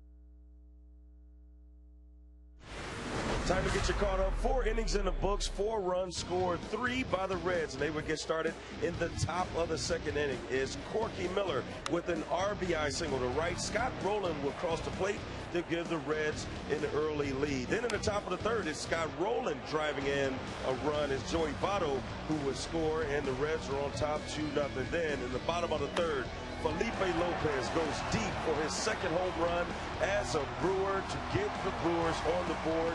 Paul Giannis would add an RBI single in the top of the 4th, and that's where we stand now. It's 3-1 in the top of the 5th, and Guy Suppan working on his 5th inning, and that's exactly what Ken Maka and Chris Bosio wanted from the veteran in his return to the mound. And if he can continue to keep the ball down, he seems like he will be okay, because he only gets in trouble when he elevates the ball. Now Suppan put on a fairly strict pitch limit of 80 pitches, but he is approaching that limit quickly here. He's got 77. Remember, the 4 of those came on an intentional walk, so I'm sure Maka would love to get Suppan through this 5th and then give him a chance to win the game. Suppan's spot in the batting order due to lead off next inning, so this will be his last inning. Yeah, that's the key. He would love to have Suppan be able to get through this inning. That way he doesn't have to, waste the pitcher to bring him in this inning and automatically have him get pinch hit for. A little bit early for a double switch. At the bottom of the order coming up, Lance Nix will be followed by Johnny Gomes and then Corky Miller. 3-1 Cincinnati. Reds have scored single tallies in each of the last 3 innings, and in each of the first 4 innings they've had their leadoff runner aboard. Kind of reminds you of Giovanni's start yesterday, doesn't it? A lot of base runners. The Washington Nationals last night, in the first 5 innings, 1 for 12 runners in scoring position. And tonight, for the Cincinnati Reds, 3 for 13 in 4 innings. 13 at-bats with a man in scoring position already. But Suppan's been able to minimize the damage. And he breaks the bat on Lance Nix to start this 5th. So 1 gone for Johnny Gomes.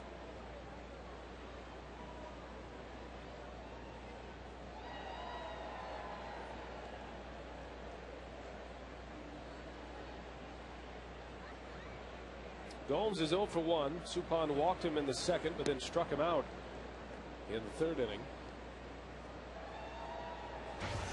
Coming to the Reds from the Tampa Bay Rays.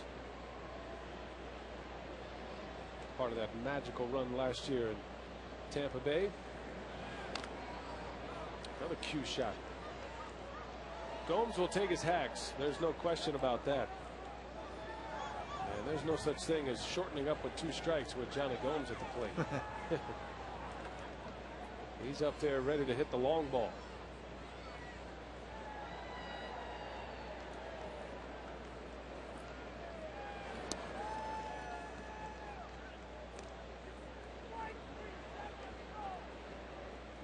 Gomes was in the big leagues in 03 with Tampa Bay. He didn't play much in 03 and 04.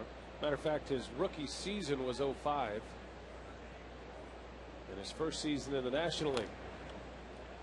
Taking another big rip, and it's 2-2. Gomes' best home run year was in 05, his official rookie season. He had 21 homers that year and finished 3rd in the Rookie of the Year voting that season. And unfortunately, he was hurt throughout the playoffs last year for Tampa. You put all those years in, and you strike gold and you can't participate. That's down the line. That is trouble if it's fair, and it is fair, and it's going to go to the wall. Gomes racing towards 2nd. Thought about 3rd, but he holds up, and a wise move. And nice job picking up the 3rd base coach. He was thinking about going. I mean, he was screaming around 2nd base. Finally picked up the 3rd base coach and put the brakes on. Good decision, because the Brewers would have had him.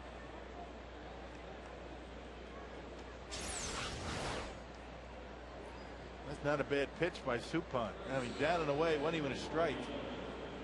And a good job of hitting by Gomes. Hitting it down the right field line. Catalanotto does a nice job hitting the cutoff man, keeping Gomes at 2nd base. Picking up the third base coach nice and early. He knew right away that he wasn't going to attempt it. One thing about picking up the third base coach, you got to make sure you touch second base. Nearly tripped over the bag. Sniper. At some point, you got to make sure you know where second base is. And that was a perfect example of a runner who could not see the baseball down in the right field corner, picking up the third base coach in plenty of time. And different if the ball was in left field, then you have the play in front of you and you make your own decision. Don't need the coach. But you see a lot of guys not watching that coach or not picking up that coach and ended up getting thrown out at third base. Actually turning all the way around. Some guys you'll see turn all the way around as they get to second base. No reason for that. That's why you have a coach. Well, a runner at second, another runner in scoring position for the Reds, and it's Corky Miller at the plate. Good play by Kendall. Able to catch that inside corner, and about a third of the way to second base, he picks up his coach and nearly forgets about second.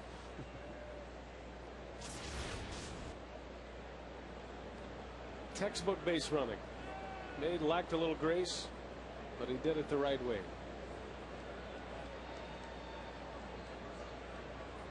Miller drove in a run his first time up. And the great strike call of Jim Joyce, one of my favorites. Loud and early. Like rolling thunder. Jim Joyce. Always a joy to call games when he's behind the plate. He's been an umpire a long time. Jim Joyce was a minor league umpire when I was in the minor league circuit. That's how long he's been around. That's forever. Yeah. It is. Jim Joyce on a crew that is chiefed by Darryl Cousins. Joyce in his 21st year, actually his 22nd year, he has 21 years of big league service time.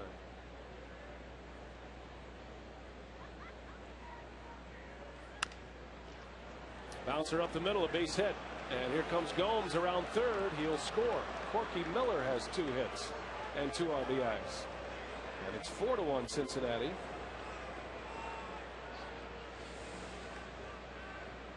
And the bottom of the order has been doing a lot of damage to Cincinnati today. I'll tell you.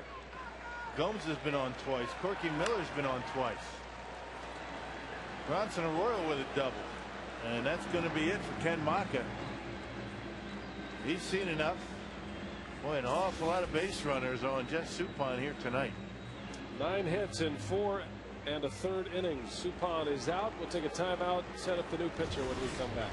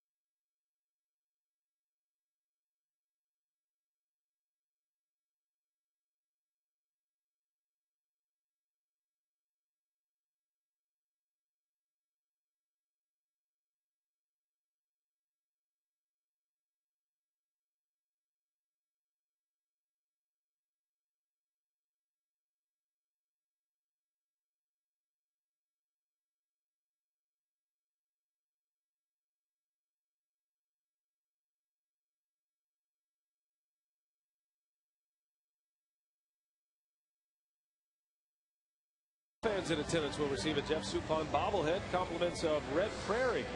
For tickets, call 414-902-4000 or visit Brewers.com. Mark DeFelice is on the pitch. Suppan is out after 4 1/3 in his first game back since returning from the disabled list. Well, his job is to get the Brewers out of this inning. Ken Maka will go to a pinch hitter to lead off the bottom of the 5th. Arroyo bunts the runner over for out number 2. And that's why I don't see Villanueva or Burns in this situation. 53rd appearance for DeFelice, pitching better his last couple of times out. A .345 earned run average for DeFelice. Suppan leaves with 4 1/3, giving up 9 hits, 4 runs, all earned, 5 walks, and 1 strikeout. That runner at second base, still his responsibility. Top of the order, Drew Stubbs batting for the 4th time.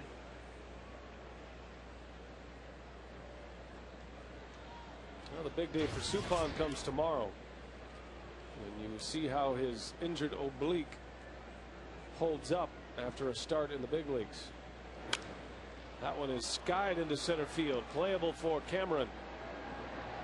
So DeFelice comes on and gets 2 quick outs to end the inning. 4-1 Reds. The Brewers down 3 as we head to the home 5th.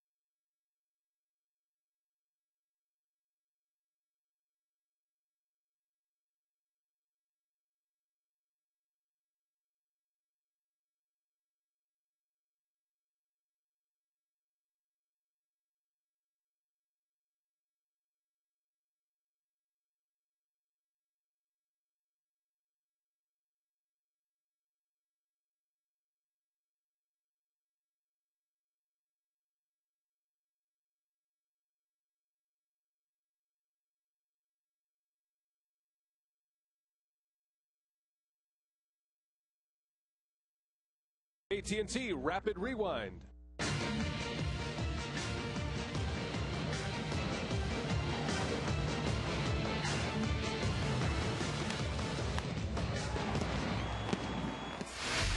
AT&T, the nation's fastest 3G network. AT&T, your world delivered. And tonight's time of the game winner is the Whistle Stop in Woodman. If they call the Brewers by 8 o'clock tomorrow morning, they get 40 tickets to a 2009 Brewers home game. This offer courtesy of the Tavern League of Wisconsin and our good friends at Miller Lite. Pitcher spot due up. Jason Bourgeois will hit instead, coming off that Brewers bench. So DeFelice gets the final 2 outs of the 5th. Suppan finishes with 4 1/3 and 9 hits and 4 runs. And the Brewers in a catch-up position. Had the bases loaded last inning with 2 outs. Could not punch one across. They had 2 outs and nobody on, a couple of hits and a walk, but Arroyo able to wiggle himself off the hook. Brewers have had only 2 at-bats with men in scoring position tonight and are 0 for 2. The Reds feel as though they should be well out in front of this one. That's one of those games where, with 9 hits and 5 walks, 14 base runners, to have only 4 runs at this point, I think the Brewers feel like they've got a small victory already. Yeah, could be worse, a lot worse. Cincinnati has left 9 men on base already through the first 5 innings. Bourgeois strikes out at slinging curveball from Bronson Arroyo, and his 4th punch out. Back to the top of the order. Felipe Lopez homered his last time up. His second hit of the game against Arroyo. Powerball home run number 8 of the season. His second as a Brewer. He's hit a home run from each side of the plate as a Milwaukee Brewer now. Had a single in the first. He homered in the third. 44th RBI for Lopez.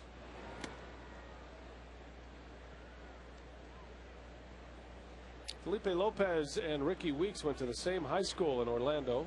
Lopez was 2 years ahead of Ricky. Played together, know each other very well. They've known each other since they were little kids. And then Prince Fielder, once he moved to Orlando, kind of joined that group as well. So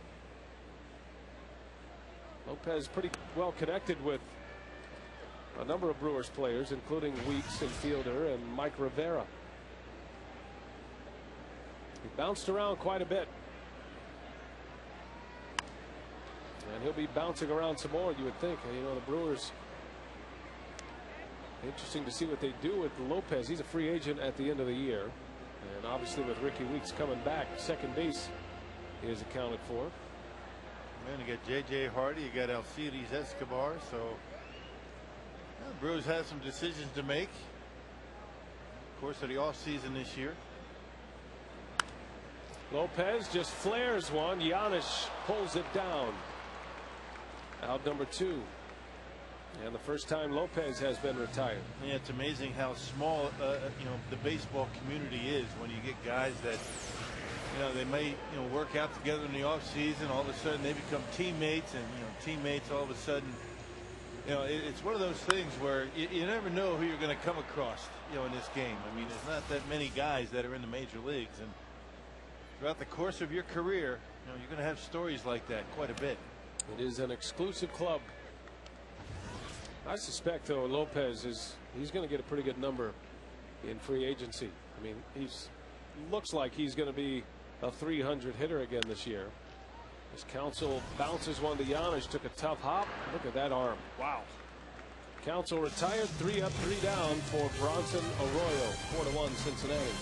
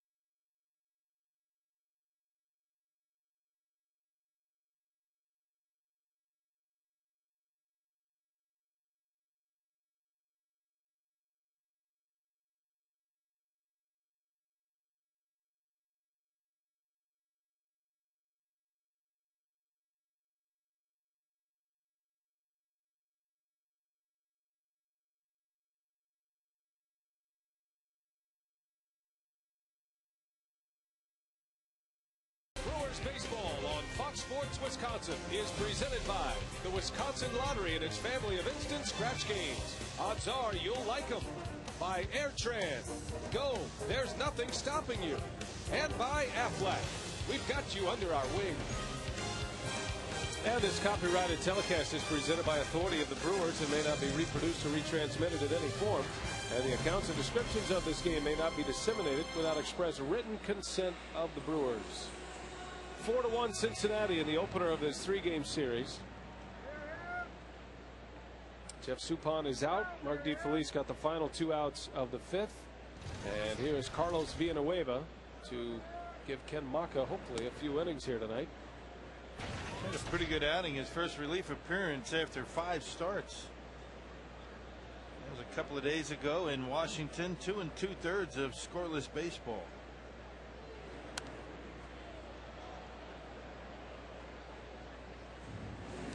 Villanueva facing Paul Giannis to start this 6th inning. Giannis had an RBI double in the 4th.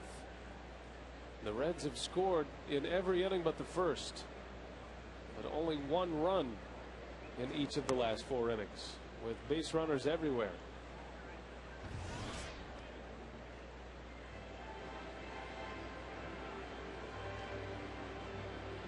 So Villanueva's job is to put a 0 on the board, change the pace of this game a little bit.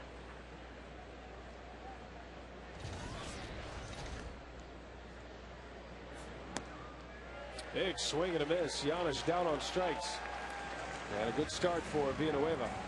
Yeah, good changeup by Villanueva. That's probably his best pitch. Good pitch that he uses to get lefties. That one up in the strike zone, but Giannis out in front of it.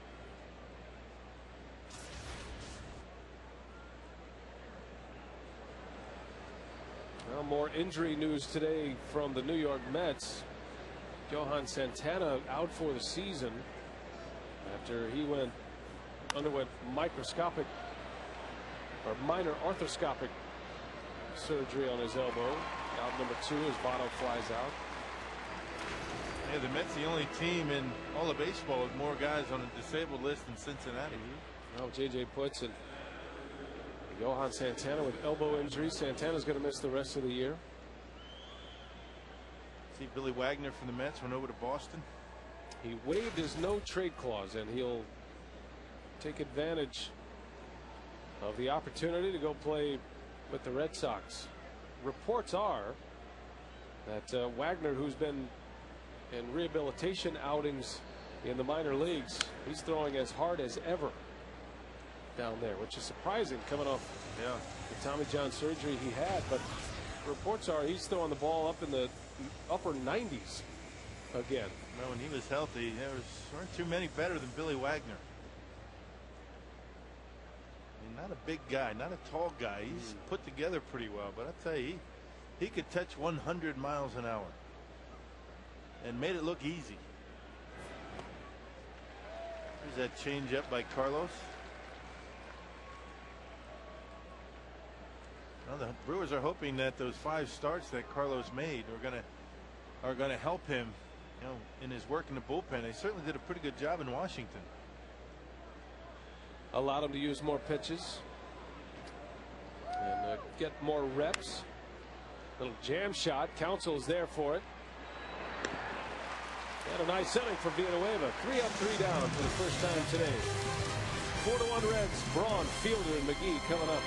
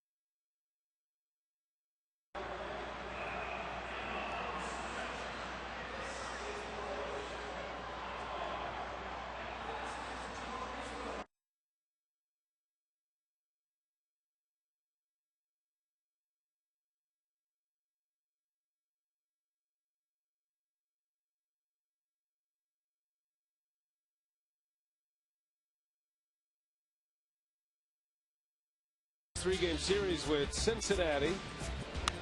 And it was Corky Miller who put the Reds on the board for the first time. An RBI single in the second inning. Scott Rowland drove in a run in the third. That was an RBI single from Rowland that scored Votto.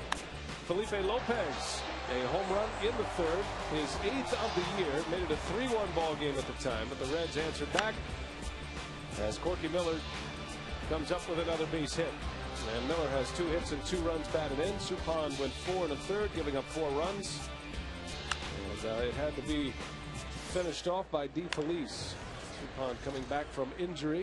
His first time on the mound in a month. So 4-1, the Brewers down to the Reds with Braun, Fielder, and McGee to start it out against Bronson Arroyo. Arroyo has 4 strikeouts. He has surrendered just the 1 walk and the 1 run on the homer by Lopez. In my imagination, or does Bronson Arroyo have more of a curl to his hair than he used to, or is it just cut? It used to be a lot longer than that, didn't it? You know, I'm not sure, Rock. Or am I imagining the thing? That's not really something I expected out of you, honestly. No? It's a territory that I think he cut his hair. I think he did. Braun. No comment, huh? Pops one up. Phillips. Oh, they dropped the baseball. A collision between Votto and Phillips. And the baseball popped out. Phillips had an easy play on it, but Votto kept after it. And Braun is safe. That's a lot easier play for a second baseman. He has a better angle on it. You can see it much better. You can see Votto's got his back to the infield, and all he did was get in the way. You got to peel off. Somebody's got to call it. That's probably going to be an error on Brandon Phillips. But the ball dropped because of Joey Votto. Look at Corky Miller standing right there with a chance for an out. Heads up play by the catcher, but Braun was close to the bag. And now Fielder is up.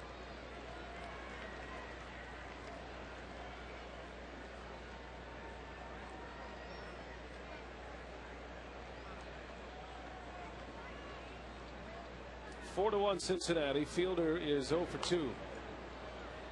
And you know, Rock, now that I look at it, it looks like Arroyo is, he's teased it up a little bit. It's okay. It's got some depth to it, a little body. You don't have to help me out. I buried myself. You don't have to help me out. Perhaps a little perm. Yeah, you think? I mean, there's some waviness, some used conditioner. to have the locks, down around the collar. Yeah, up a little bit further. that's a good observation. Under the glove of Votto. And Fielder is aboard. Votto, normally a slick fielding first baseman, but he raised the gate on that one. That's another error. Well, back-to-back errors by Cincinnati. Giving the Brewers an opportunity. Another dead fish. The BP fastball probably should have been a double play. Votto came up empty, and the Brewers have first and second and nobody out. And the tying run coming to the plate.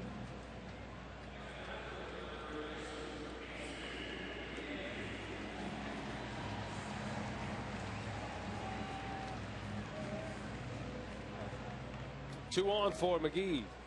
Singled his last time up. He belted a hanging curveball into left field his last time up. Awkward swing from McGee, but a good pitch by Arroyo. Bronson Arroyo has good command tonight. He's throwing it pretty much where he wants it.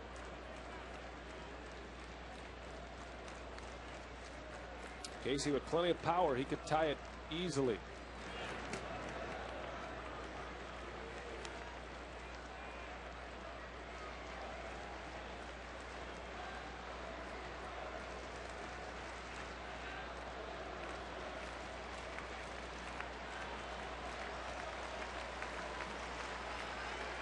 Ball and a strike on Casey. Just missed 2 and 1 to count. McGee's got the count back in his favor, and this crowd starting to energize a little bit here at Miller Park. And there was a big ovation after Villanueva retired the side in order. And the Brewers come right back, reaching base on consecutive errors by the Reds. And that sweeping curveball in there for a strike. 69, 67 miles an hour. How about that? Verlander making it to home plate. It's amazing he can actually have a break on that pitch, have it go from right to left with that kind of velocity. 67. The gravity ball. 2-2. Casey rolls one, and the only play is at third base, and they get the out. Good play by Giannis. And McGee a little bit unfortunate that they had a force at third. Now you're right. The only play they had with Giannis going toward the line was to get the out at third base. Good instincts by Scott Rowland. You see the ball going in his direction. He took one little shuffle step and realized he better get to third base because that was the only play they had. Good instincts by Scott Rowland. The first out of the inning. Still first and second with Cameron up.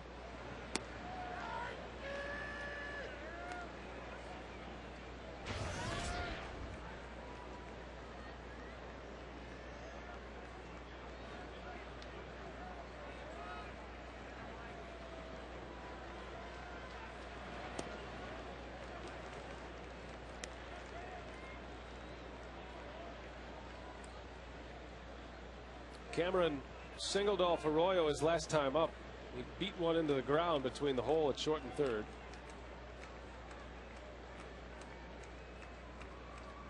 Ball and a strike. A long ball ties it. And Cameron hits one hard, but right at Rowland. Awkward throw to second and unable to make the turn. McGee goes in there heavy on Brandon Phillips. Heck of a play by Scott Rowland. And that bad luck by the Brewers. I mean, back-to-back at bats could have easily been base hits. A nice play by Scott Rowland. A very awkward throw, but right on the money to Brandon Phillips. Cameron hits it hard on one hop. Look at the throw. Watch the throw by Rowland. Very unorthodox throw, but right on the money. No chance to turn two, with Cameron getting down the line quickly.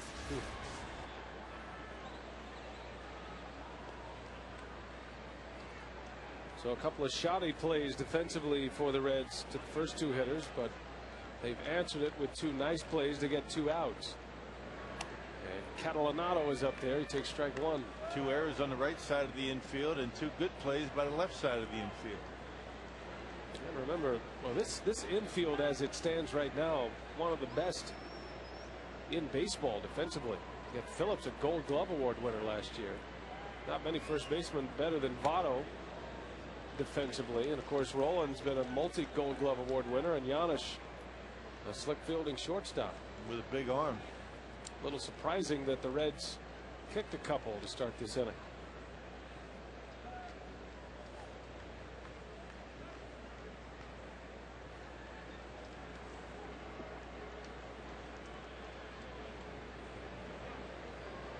Four to 1 Reds. The Brewers threatening here, but Arroyo has two outs. And Catalanato gets jammed. Phillips is back. And he's got it for the out. The inning is over. The Brewers strand a pair. Big opportunity lost. And it's still 4 to 1 Reds.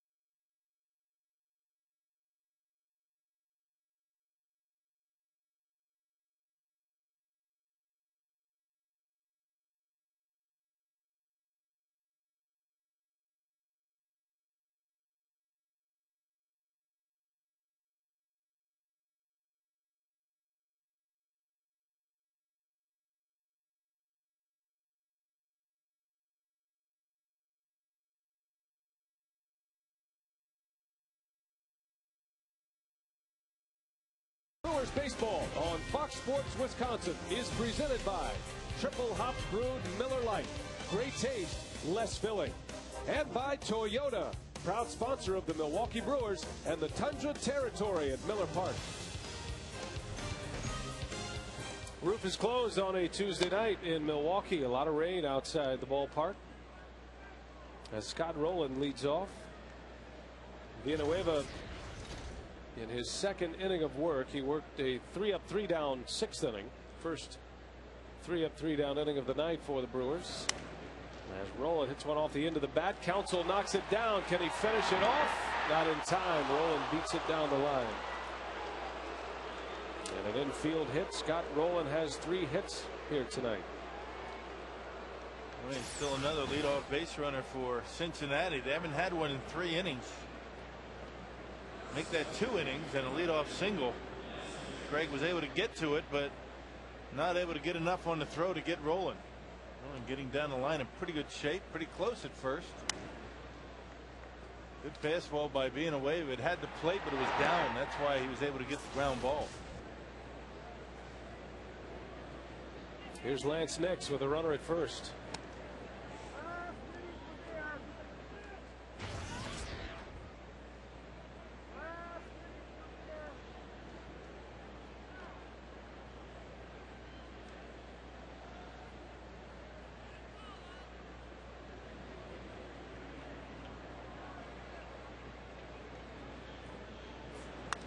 That one's hit well. That one is not coming back.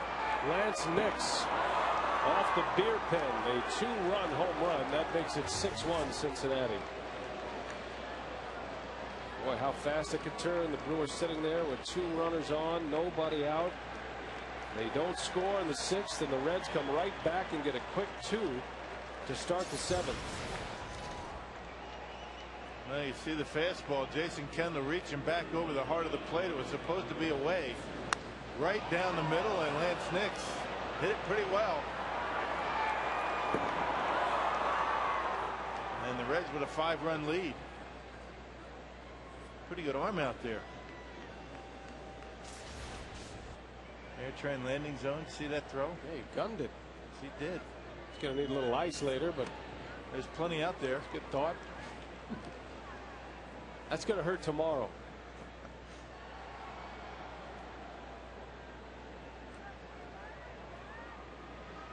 Yeah, Carlos continues to be bitten by the home run bug.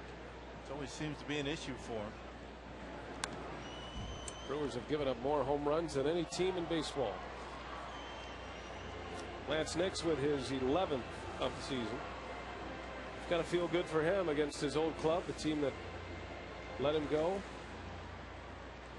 Wasn't a lot of room for Nix. They liked his talent, but the Brewers pretty well stocked up in the outfield. Guys like Nix and Tony Gwynn Jr. Would like Gabe Kapler go? They traded away Gabe Gross. I think they're very happy with the outfield that they have. I mean, when they're healthy anyway.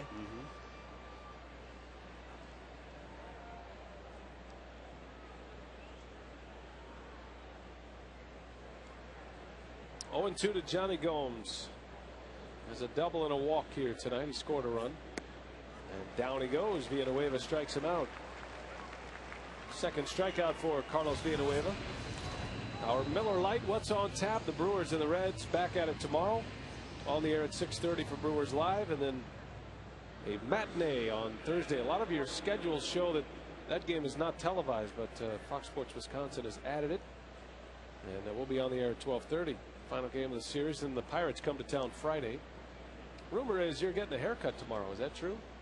Well, I'm trying to hook it up with DeFelice. You know, he's the resident barber down in that Brewer clubhouse, and I've been watching him all year long, trimming guys up and making them look good. So I figured, you know, we're going to get a camera down there. I've got permission from, you know, Tony Miliaccio, you know, the Brewers clubhouse guy, and in charge of all the clubhouses. And you know, I can't do anything in a clubhouse without Tony's permission. Particularly, you know, have hair all over the floor. Nobody wants to be sweeping up your hair. Right. I'm going to have to do that anyway. But yeah, we're going to get DeFelice to give me a trim. So maybe that's why you're you know, you're kind of in tune with the grooming and why maybe you're focusing on Bronson Arroyo's due today. Just noticed it. Something a little out of character. I noticed it was a little bit shorter, but I was impressed though with your comment about it looks like he's teasing it. You must have girls at home, right? Two of them. Down goes Corky Miller. Back-to-back strikeouts for Villanueva. You know, the hair issue is not something that the guys in the truck have to deal with. No. So I'm glad you could stand in for him. And speaking of fantasy camp, Rock, can women go to Brewers fantasy camp? Tony and Racine in our Ho Chunk Gaming Wisconsin text question. Yeah. I mean, we have had a number of women go to fantasy camp. We have one that goes every single year. That is, unless she's with child, and that's happened once or twice. Jeannie Hatfield down in Franksville. Her and her husband go every year. Trying to sneak one by you, huh? I mean, she could, you know, with child, you could just go be a spectator. And she does. Oh, okay. She comes down with Malcolm. Still get the jersey. She's a pretty good player, too. Yep. I mean, I don't like to say it, but, you know, sometimes I think that a lot of the coaches will tell you that, you know, she's better than some of the guys that go down there. Yeah, well, she's, you know, all the coaches, they do the draft. They draft the players. She's kind of a mid-round draft pick. Yeah. Yeah. She's selected ahead of a lot of guys who she was a play former baseball. Miss Wisconsin, so there may be a different reason why they might want her on her team. They, of course, have their own locker room. I mean, that's a must. Clear that up.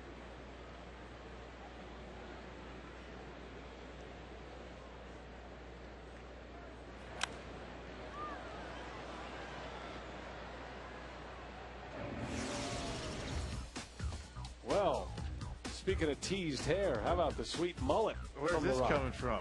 Wow.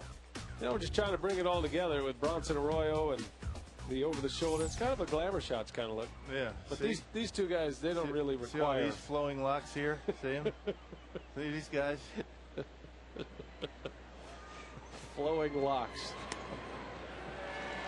Villanueva strikes out the side after he surrenders a 2-run homer, and it's 6-1 Reds.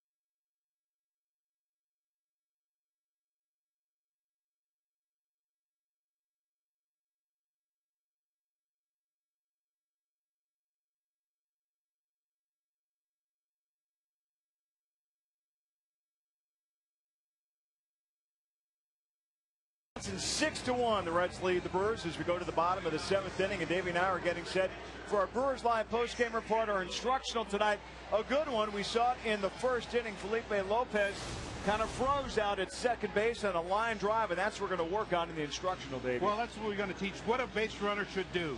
You have it there. The most common thing you talk about is freezing. You hear that word a lot. No, no, no. I'm going to show you the right way in the instructional. I'll tell you what, we could use a little freezing right now.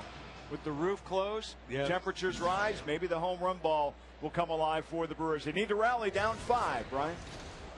All right, Craig, Davey, thanks a lot. Looking forward to Brewers Live following the game. Well, the Brewers did score 6 runs in the 6th inning yesterday. Maybe they have another one in them just like it. Boy, big finish in Pittsburgh tonight. Andrew McCutchen hit a 2-run walk-off homer against Brad Lidge, and the Pirates beat the Phillies 6-4. Pittsburgh scoring 3 runs in the 9th inning. Yeah, the Pirates hit 3 home runs in that ball game. Jimmy Rollins hit a couple. So a big finish in Pittsburgh. You'll be seeing a lot on that game a little later. The Padres and the Braves are in extra innings. They're in the 10th and all tied at 1. Atlanta got a run in the bottom of the 9th to tie it, as Kendall sends Stubbs deep to center for out number 1. Well, we invite you to help raise money for your favorite Brewers players' charities during Brewers Charities Bobblehead Raffles presented by Fox Sports Wisconsin. Sunday, August 30th, it's Jeff Suppan Bobblehead Day. You can visit Brewers Charities Jeff Suppan raffle table anytime through the 4th inning. And with every $5 donation, you'll have the chance to take home unique prizes. All proceeds will be donated to the Brewers Charities to support military causes. Visit brewers.com/bobble raffle for more details. And Suppan is scheduled to make a start on Sunday. That should be good karma. Everything lined up. Bobblehead Day. Suppan on the mound. That's usually when you have good success. And it'll be Suppan's second start. Pitched tonight, went 4 1/3, giving up 9 hits and 4 runs. And tomorrow will tell us more if Suppan is going to be able to make that start. Coming back from a side injury, an oblique muscle. It's always the next day that tells the tale.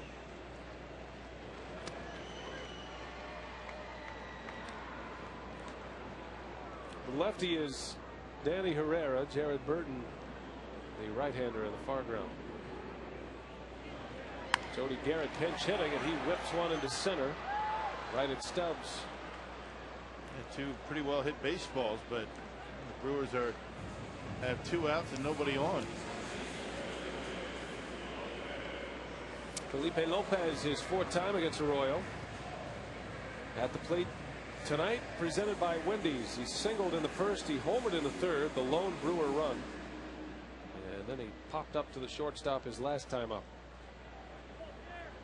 2 for 3 is Lopez. His batting average .316. Came in 7th in the National League in batting to start the day. Henley Ramirez still leads the league in hitting. .361 average for the Marlins shortstop. And there's another hit. 3rd hit for Lopez. We'll put him in a bottle. That is some kind of swing he's got going. Yeah.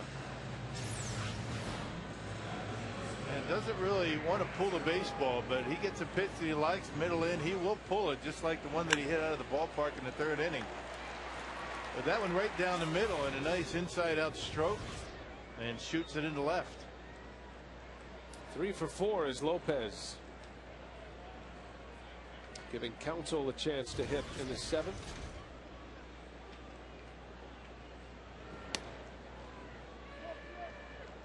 Jim Joyce rings it out. Arroyo gets ahead of Counsell. Lopez, second only to the league's leading hitter, Hanley Ramirez, and 3 hit games this year. He's had a lot of them in the last 2 weeks. Lopez. Seems like 2 or 3 a day. Lopez had 1 hit yesterday. Had a 4-hit game in Washington on Saturday night. Drove in a couple of runs.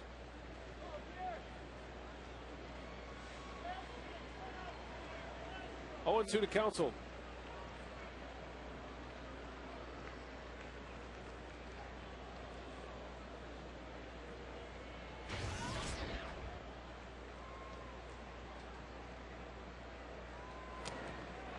Fouls it off. Elsewhere in the National League, the Mets and the Marlins are done. That game is final. Florida wins it 2-1. So the Marlins hanging tough in that wild card picture.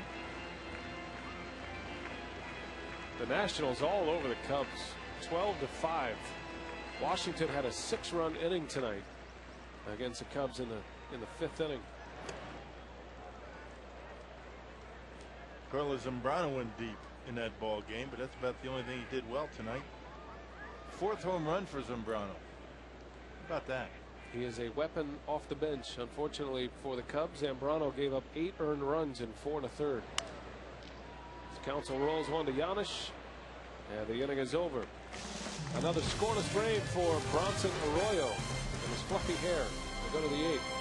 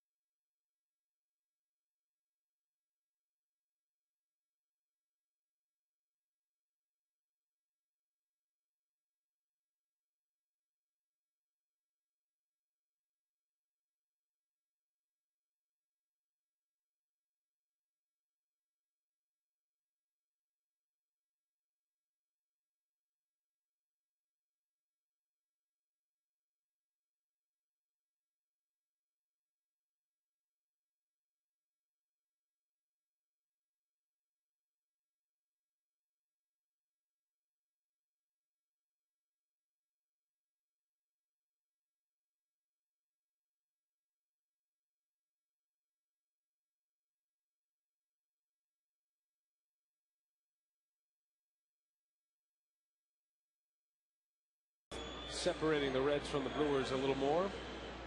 And Mike Burns is on the pitch. Carlos Villanueva working 2 innings, giving up 2 runs. Burns will have the 8th, most likely the 9th. Yeah, had a rough outing against the Nationals, so he's back in the bullpen. Lasted only 3 innings in his start. That was Sunday. 12th game for Burnsy. I would imagine that Ken Maka would love to see him finish this one out.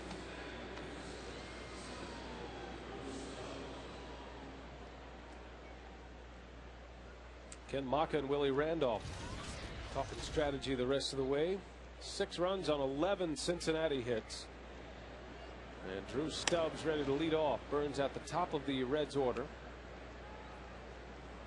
Well, they played a dandy tonight in St. Louis.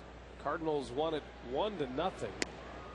Wandy Rodriguez against Adam Wainwright, and that game was as billed. Wandy Rodriguez gives up a 1st inning run and loses. Wainwright went 8 shutout tonight with 3 hits and 5 strikeouts. A lot of low scoring games in the National League except for that Washington score. Now 2-2 Dodgers in Colorado. Stubbs hits one deep into right center. Back is Cameron running out of room, but he makes the catch. What a play by Mike Cameron. Over the shoulder catch by the Brewers center fielder, and that one goes on the reel right there. What a play. What a tremendous effort by Mike Cameron. Able to go back. He turned around, never took his eye off the baseball. That's an almost impossible play. Reaches up and holds it in right in front of the wall. Knew exactly where he was. Our Jimmy John's delivery of the game, Mike Cameron. What's new? It seems like every night he's making a catch like this. Well done. Well, the catch was one thing, and getting to the ball in a position to make the catch was the first step. Cameron got a great jump and able to run it down as Paul Giannis bats with one away. He's a joy to watch in center field.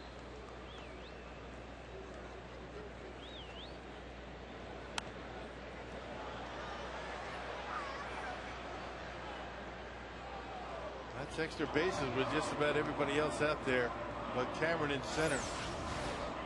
Cameron playing a relatively, normal average depth in center field. You see him take a nice route to the baseball, almost as if he knew exactly where that ball was going to land. You see the way he peeled off to the left right away? That ball was slicing just a little bit, or hooking, as it got out to center field, and Cameron able to make the adjustment and haul it in right in front of the wall.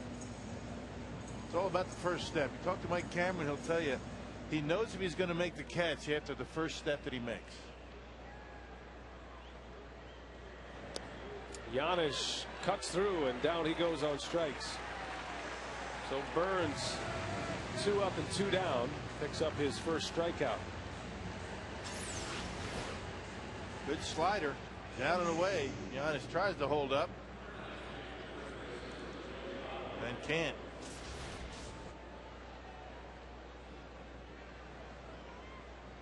Cameron showing that Gold Glove form. 3 times the winner of the Gold Glove award.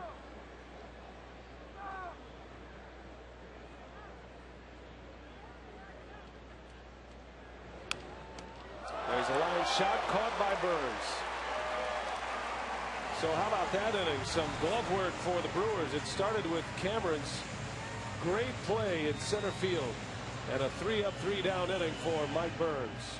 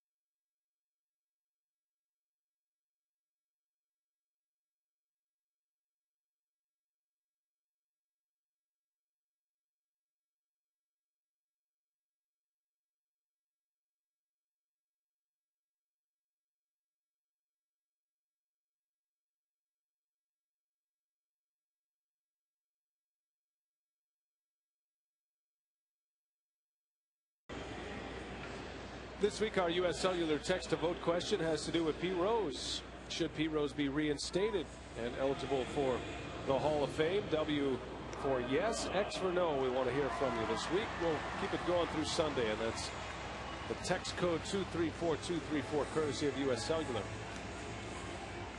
Bronson Arroyo is done after 7 innings.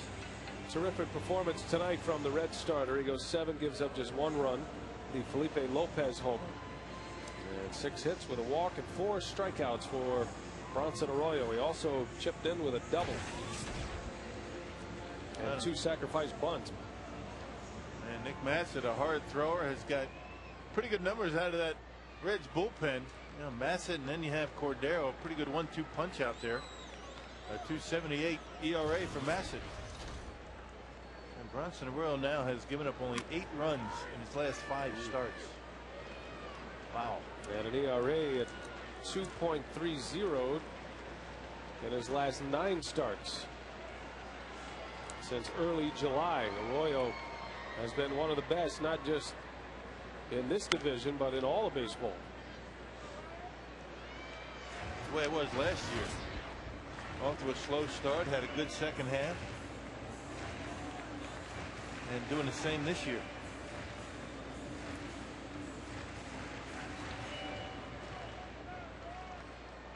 Braun still looking for his first hit.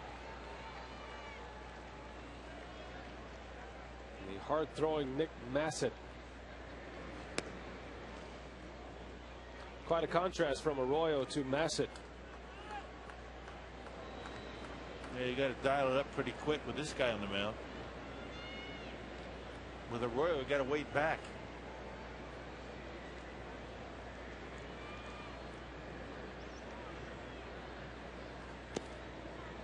Breaking ball misses away, and Braun even in the count, 2-2.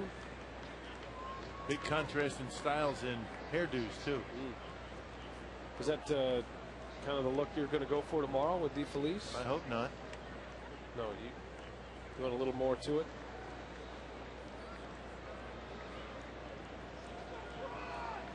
I told him I just want a slight trim, just for the effect, just to show people, what he can do. I'm hoping he doesn't go crazy with the shears. It's kind of like a staged haircut that's, kind of a photo op. Gotta put it on the pregame show, I think. That slider looked like it was a little bit off the plate, but Ryan couldn't hold up. Braun is 0 for 4. That's what we do, isn't it? I mean, whatever we do, we put it on TV. That's what we do. Fielder, a big cut. This will kind of be my version of the interview on the rail, the dugout rail interview. Haven't been on the rail in a while. About time. Rail's been closed.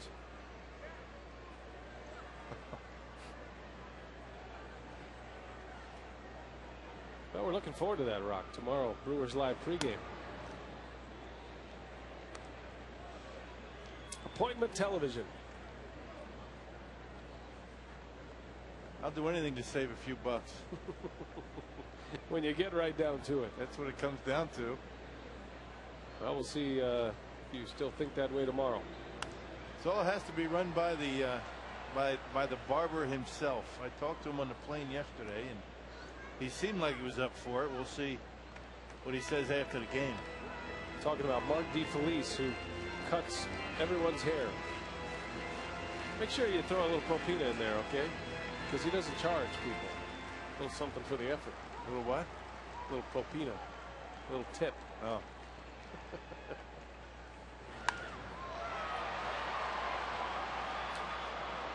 Playable for Stubbs. 2 outs. Menard's game reset. Let's show you how we got here. Jeff Suppan started, coming off the disabled list. Corky Miller with one of his 2 RBI hits today. Felipe Lopez homered for the Brewers in the 3rd, the only run for Milwaukee. A 2-out home run for Lopez. And Arroyo was terrific. 7 innings, 6 hits, only 1 earned run. Casey McGee's swinging at the first pitch. And that is a 3-up, 3-down inning for Nick Massett. We head to the 9th inning at Miller Park. 6-1 Reds.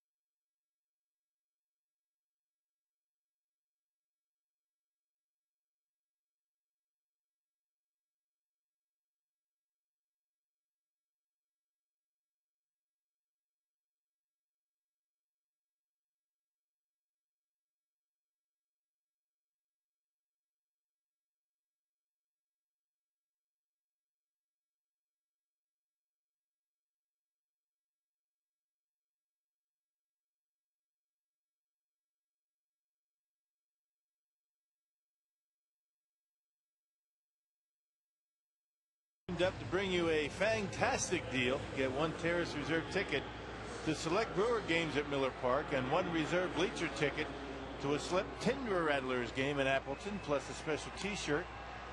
All for just $15. For details, call 414-902-4000 or visit brewers.com. Just a couple of weeks left in the minor league season. 40 games remaining for the Brewers. Yeah, man, Chris Narveson coming off of his first major league win in his 11th game as a Brewer. A .675 earned run average. He's been helping out Mitch Stetter as another left-handed option for Ken Maka. Quite a thrill for Narveson, picking up his first big league win in Washington, D.C. A game that Trevor Hoffman saved. Hoffman keeps the baseball from every save, and while he didn't offer the baseball back to Narveson, he asked Narveson to sign the baseball. So Trevor Hoffman will have one in his collection, signed by Chris Narveson. What a thrill. Phillips pops it up. That's back to the seats. A throw for Hoffman or Narveson? Narveson said it was a thrill for him to have Hoffman ask him to sign a baseball. Yeah. Well, you would. I think it'd be impossible to say anything to Chris Narveson after that game to wipe the smile off his face, and talking to him in the elevator at the hotel after the game. I mean, this is what, hour and a half after the game, right? You're a kid in a candy store, and that's the way it should be. Well, it is a tremendous accomplishment for any athlete to pick up a win or your first major league hit at this level. We see it every day, obviously, and it has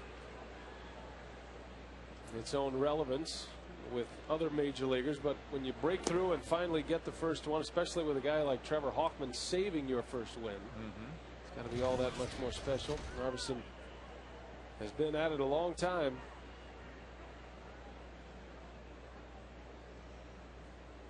He was drafted in 2000 by St. Louis and didn't surface in the big leagues with the Cardinals until 2006. He's pitched in 5 games that year and didn't get another chance in the big leagues until this season with the Brewers.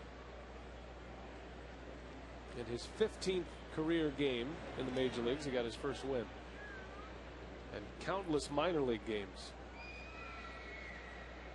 I see him quite a bit in spring training the last couple of years, but able to surface with the Brewers.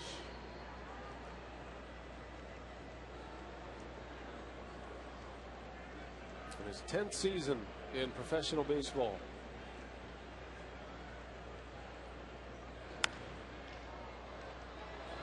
Count stays full on Phillips. Narveson's from Colorado. He's from Inglewood, Colorado. Tall lefty, still just 27 years of age. Signed early and got his pro career started quickly. A line drive hit for Brandon Phillips. 12th hit for Cincinnati.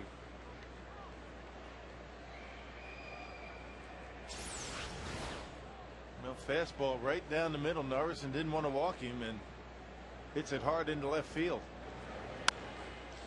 Phillips with a couple of base hits.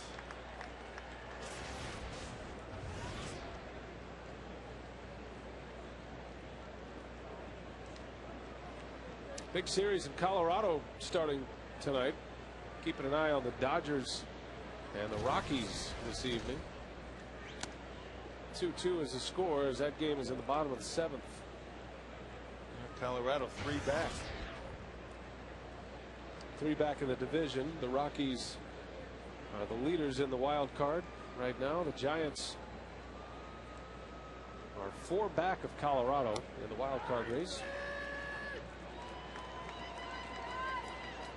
The Rockies have won 3 straight. Won 3 in a row from the Giants. They're hanging tough with the Dodgers. Yes, they are. It's a showdown series. Probably playing better than anybody in the league right now. Scott Rowland lines one to left, a base hit. Back-to-back hits for the Cincinnati Reds in the 9th. Well, if any team has a history of getting hot, it's the Colorado Rockies. I don't think anyone will ever forget how hot they were 2 years ago in their World Series year. They went 20 of their last 21. I think that's what it was, yeah. And then they just blew right through the postseason. They swept the Phillies in the opening round that year, and then they handled the Diamondbacks before being swept by the Red Sox in the World Series.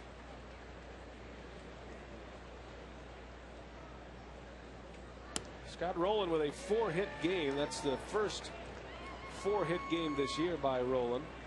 3 singles and a double, an RBI, and he scored a couple of runs. Coming back from the disabled list on Sunday. Rowland with his best game of the year offensively. Counsell makes a play on Nix for out number 1.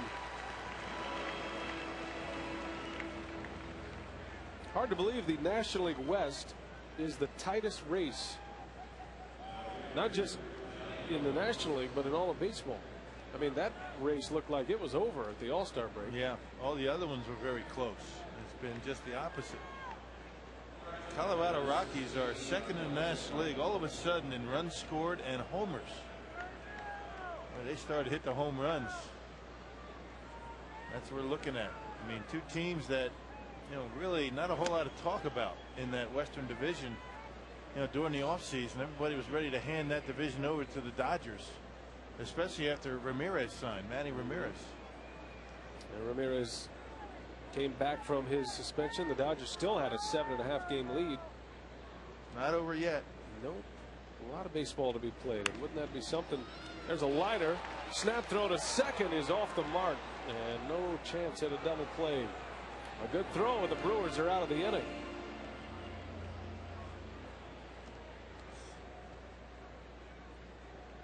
It looked like Brandon Phillips was right in the line where Casey was trying to throw the baseball. Not sure, but that might be why he threw it up the line just a little bit. Actually, Phillips crawling back. That wasn't it at all. Just a bad throw.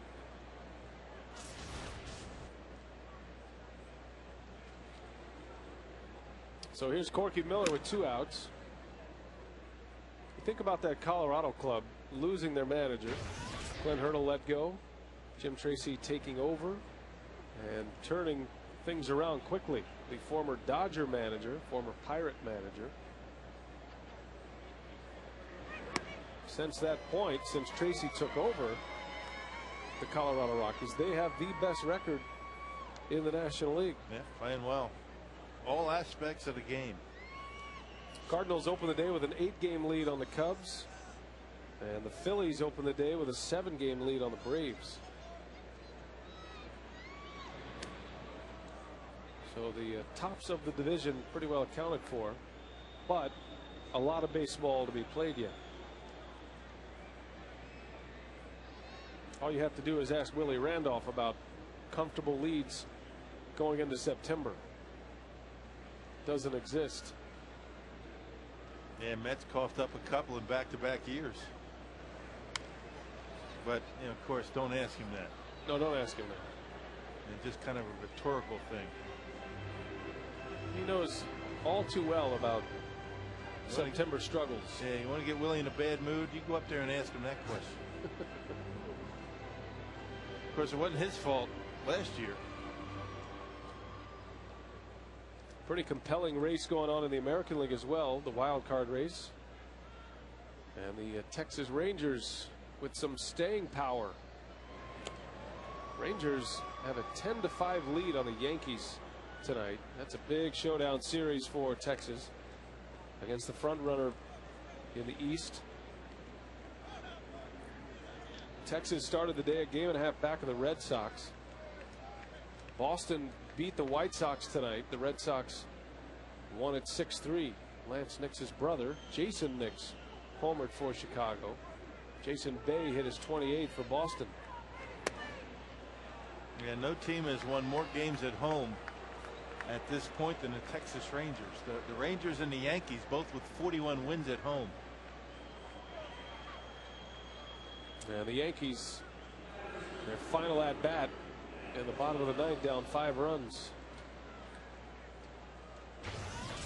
Rosales is going to pinch hit.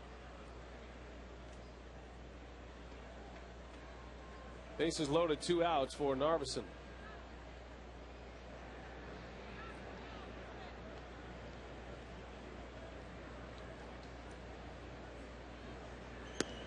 How about the Yankees scoring 4 runs in the first inning of that game? They led 4-0. The Rangers not only came back, but put a 5 spot on New York in the 4th, and have belted out 10 runs and 16 hits.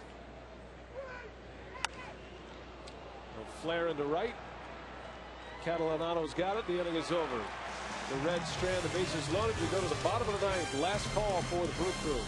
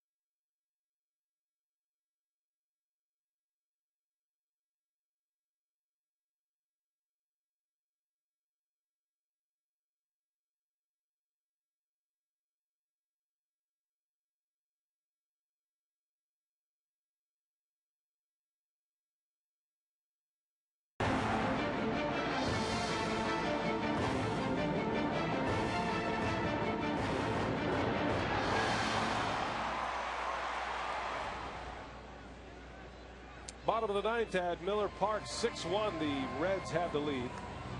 Pounding out 13 hits against Brewer pitching tonight. Suppan started. He's on the hook for the loss. Went 4 to third tonight, giving up 4 runs. Carlos Villanueva giving up a pair of runs in his 2 innings of work. Meanwhile, Bronson Arroyo and Nick Massett have combined for just 1 run allowed. Arroyo gave up a home run to Felipe Lopez in the 3rd inning in his 7 innings of work, and he's in line for the win. So Jared Burton will take over on the mound. McDonald stays in the game to play left.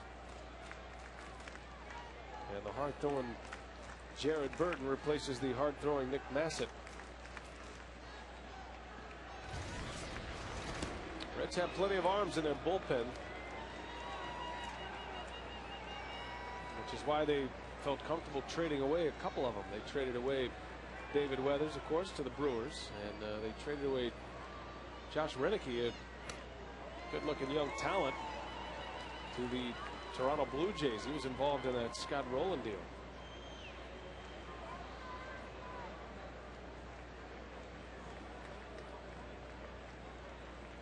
Yeah, bullpen not the issue for the Reds, at least not now. You got to come up with some starting pitching. Kip Wells making a start tomorrow. Yeah, that was supposed to be Aaron Harang, but Harang out for the season after emergency appendectomy surgery. Johnny Cueto on the disabled list. Edinson Volquez out for the season as well with Tommy John surgery.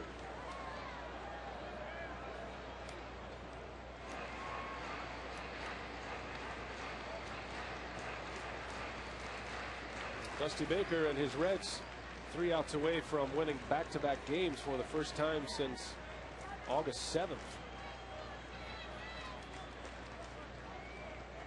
2-2 on Cameron. Full count.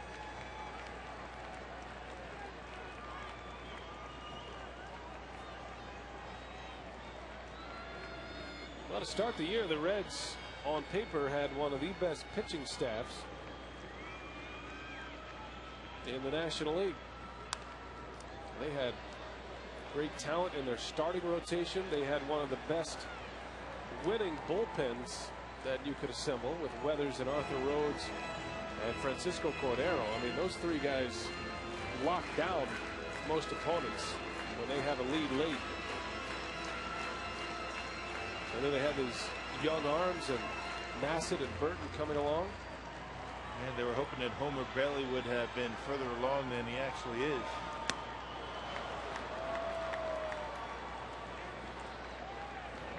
But that's the way baseball is. You don't play it on paper. All that good starting pitching that they had going into the season just hasn't been able to stay healthy. As we were talking about with Burton, he just blew it right by Cameron. A little cutter with velocity, 91 miles an hour with a wrinkle. Has one of those electric arms.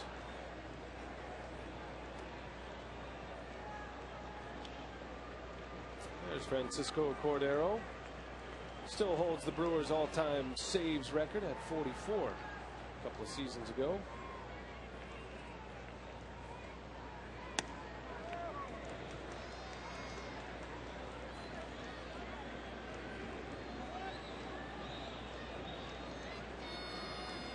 Back on the air tomorrow in high definition. 6:30 is airtime from Brewers Live.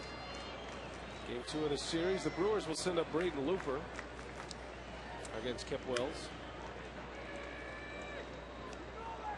Look at Jim Joyce still giving it the big effort. I love that. To the bitter end. I love that call. Every umpire should call a game like Jim Joyce. Got to wear earplugs behind home plate. You're catching. Even in the upper deck, they know it's a strike. Oh, Burton bobbles and then fires one over the head of Votto. And Burton might be hurt. That'd probably be a base hit, I would think. Maybe not. He did drop it. But he was coming hard toward the line to grab it. Might be the third error on the Reds. Of course, it could be a hit, too. That wasn't an easy play. Of course, he really didn't have to go after it as hard as he did, but because he went after it so hard and was going so quick, just couldn't keep it in his glove. He planted that right leg right there and looked like he rolled his ankle a little bit. So reminiscent of the Yovani Gallardo injury last year, right there. Yeah. Knee, ankle, you never know. Holding his knee. Well, I'm sure that scared him for a moment. Error. That will be an error on the pitcher. Burton's going to try to stay in this game.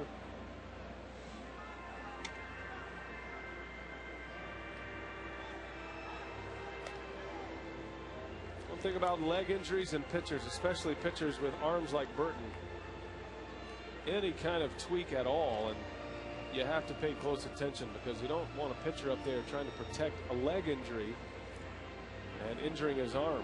And using too much arm, not using his legs like he's supposed to, and compensating using more arm. That's how you get those shoulder and elbow problems. Well, the scare for Burton, but he looks like he's all right. Brewers have a base runner at first. That'll be an error on Jared Burton. The third Reds error. You don't see teams make 3 errors in a game and have a chance to win very often.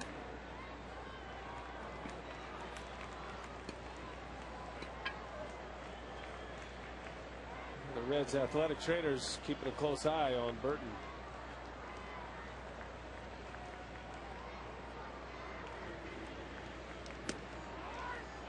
Athletic trainers are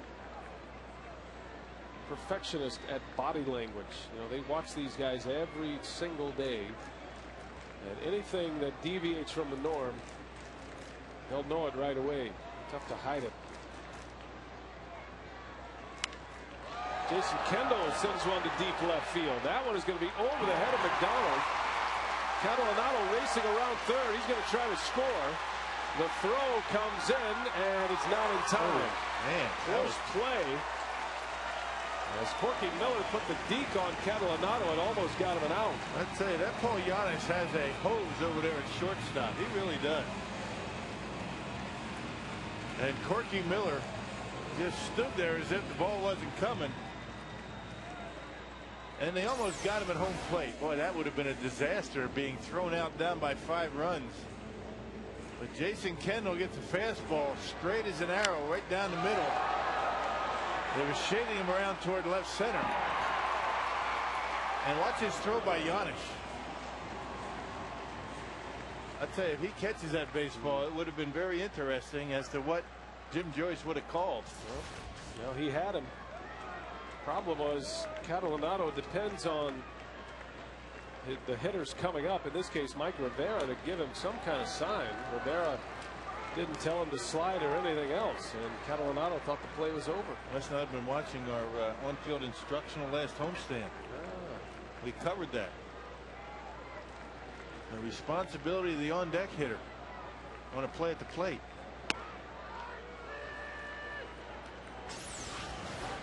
Look at Miller, as if nothing's happening. Oh, look at Rivera saying stand up. Rivera actually telling him to, you're in easily. He wasn't, though. Bad advice.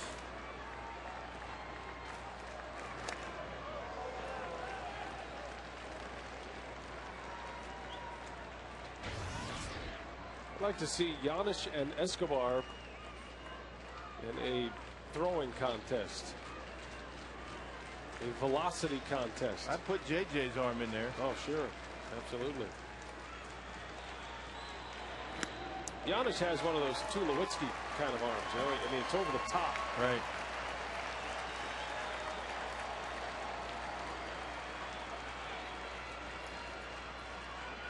Escobar likely back in the starting lineup tomorrow. Mike Rivera pinch hitting. Got a chance to drive in a run. 6-2, the Brewers are down. And Rivera pops it up. Miller gives it a look. And that's in the seats.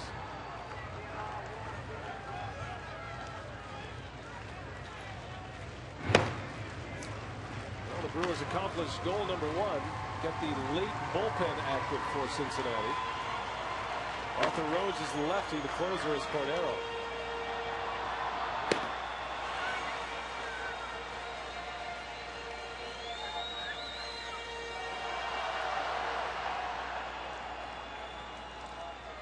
Full count to Rivera. Kendall at second. And he's hanging tough. He's had some pretty good swings. That last fastball just missed it. A little bit underneath.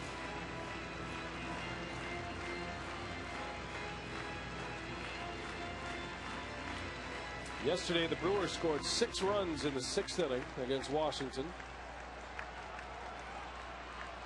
They got a long way to go, but just 1 out. Runner at second. Rivera takes ball 4.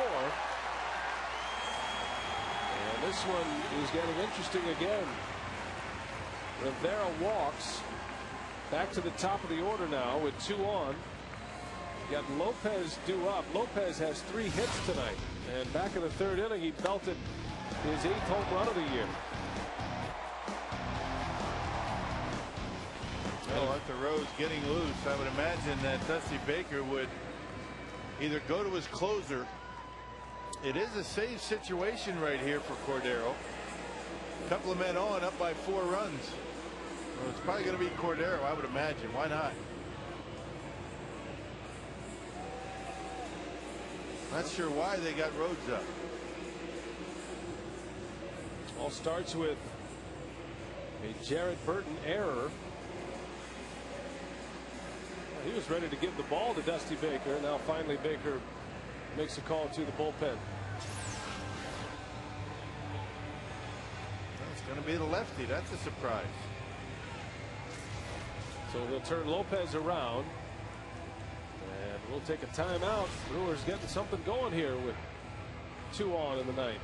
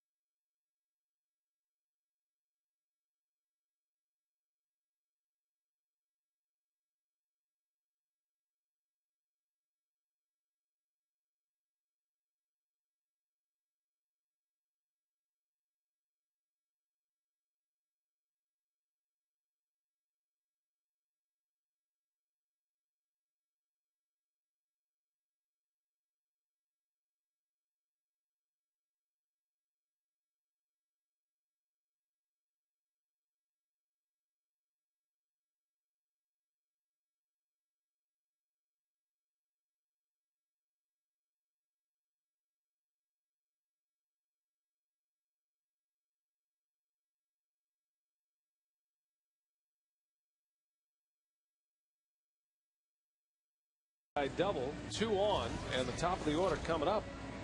And if you're looking for a way to the finish line, if you can get Lopez and Counsell aboard, the Brewers will then send up the muscle in Braun and Fielder. Outstanding numbers for the veteran left-hander. Still throws hard with a good slider. 53rd appearance and a 2.34 ERA. He still is a big strikeout pitcher. 39 strikeouts and a little over 42 innings. Opponent batting average of 193. That's how good he has been all season long. Arthur Rhodes, one of the toughest customers in all of the game. 2 on with 1 away. Dusty Baker would rather Lopez hit from the right side. Lopez has 3 hits tonight, including that home run. Still very unusual to get your closer up in the event you need him for a save opportunity. The save opportunity presents itself and you bring somebody else in. That does not happen all that often.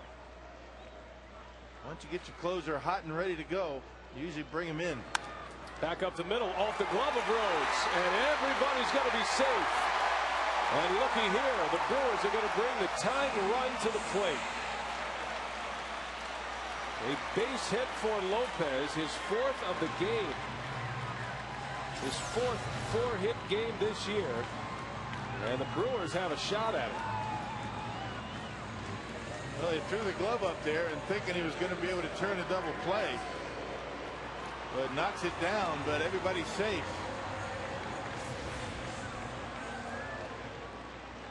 Only 1 hitter left on the bench for the Brewers. That's one of the problems that you have with only 4 men on the bench. That extra pitcher in the bullpen. Only Escobar left on the bench for the Brewers. Well, barring a double play ball, Braun will get a shot to tie it up. Bases loaded. Counsell up there. Rhodes stays in for the matchup.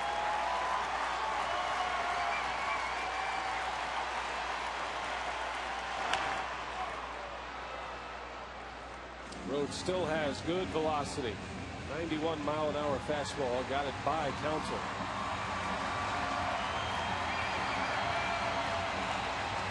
These are the situations where Craig tries to use left field and try and pull the ball. A lot of room in left center.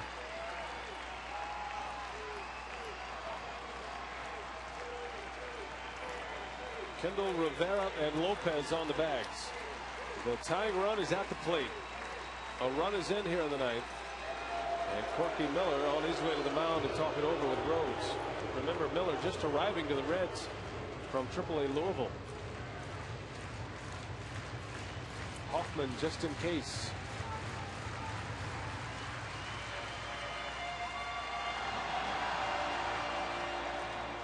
Well, this will most certainly be Rhodes' last hitter.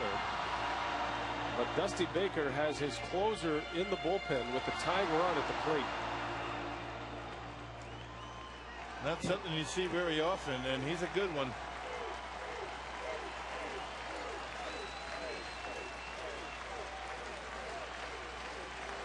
Arthur Rhodes a little frustrated with the signal calling behind the plate, unable to match up. Rhodes not a guy to shake off. He just kind of stands there and stares until he gets the one he wants. The 0-1. Counsell takes one low. Counsell's been about as good as it gets with bases loaded throughout his career.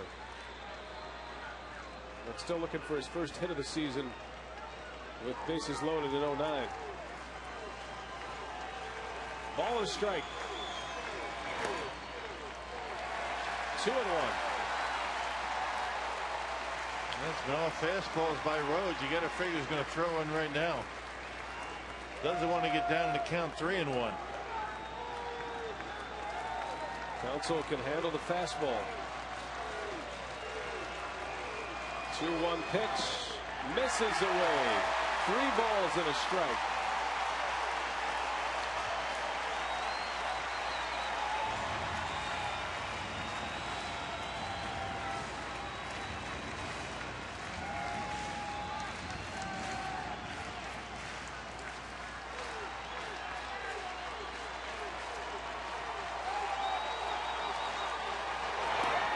Missed. Ball 4. Council walks in a run. And the tying run is now on base. And Ryan Braun's coming to the plate with a chance to win it with one swing of the bat. And here comes Dusty Baker. He probably should have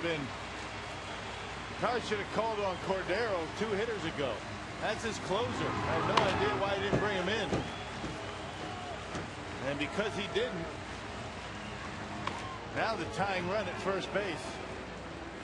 Braun and Fielder coming up. Here comes Cordero. What a matchup we are set up for. Stay with us.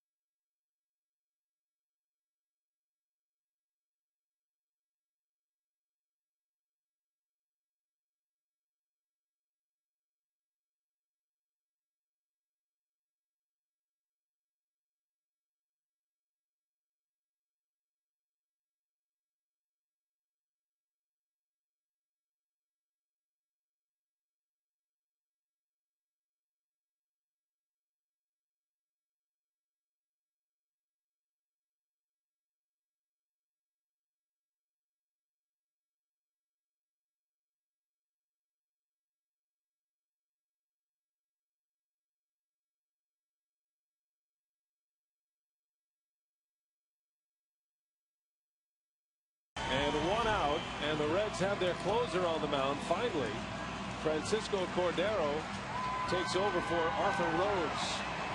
2 runs are in. The Brewers were down 6-1 when this inning started. And now a long ball wins it for Milwaukee.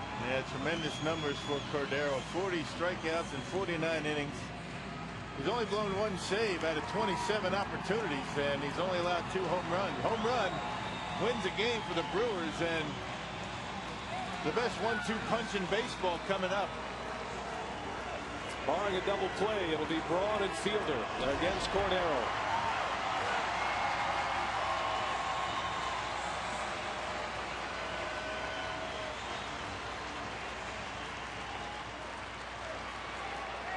Ryan's only faced him 3 times in his career, has a hit against him, but Cordero has struck him out twice. Mike Rivera at third, Lopez at second, Council at first. 6-3 Reds, and Braun fouls one away. Cordero kept it away from him and gets ahead of the count.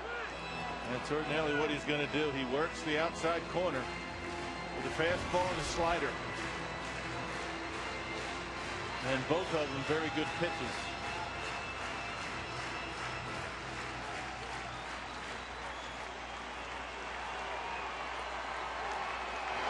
Ryan back up the middle, base hit. Rivera will score. And here comes Lopez to score. Ryan Braun with a 2 RBI single. And the Brewers are within a run.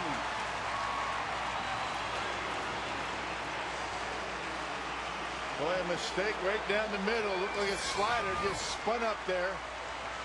And Braun bangs it right back through the middle to score a couple of runs. Now the tying run at second base with 1 out. Very good approach. Ryan not trying to pull it. Going right back through the middle. 4 runs are in. Here's Fielder. The tying run at second. Braun at first, the winning run.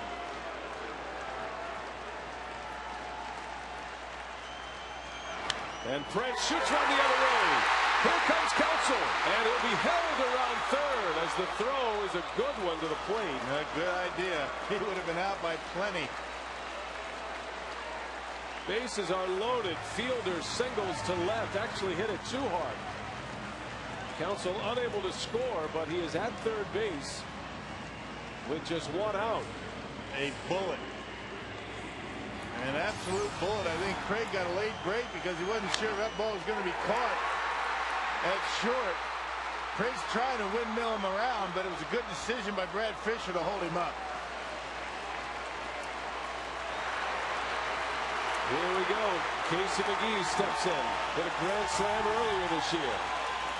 A base hit could win it. And a slider from Cordero. Ball, no strikes on McGee. And a walk ties it up. McGee is a very good fastball hitter. Will Cordero give him one? Braun has excellent speed at second base. 2-0. And make him throw a strike. That plate gets smaller every time he throws a pitch out of the strike zone. McGee, the ninth man to bat in the inning. The Brewers have scored 4 runs. Tying run at third, winning run at second. And the 2-0, and McGee, a mighty hack. 2 balls and a strike on Casey. 96 miles an hour, not letting up at all is Cordero. Right in the wheelhouse of Casey McGee, up in the zone. That's where he likes it.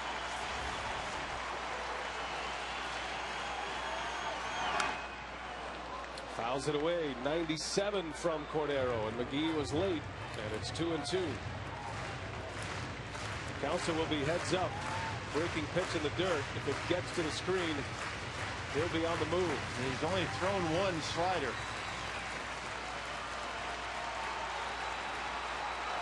Braun has a big lead at second. He's the winning run. Casey fights one off. Count remains at 2-2 on McGee.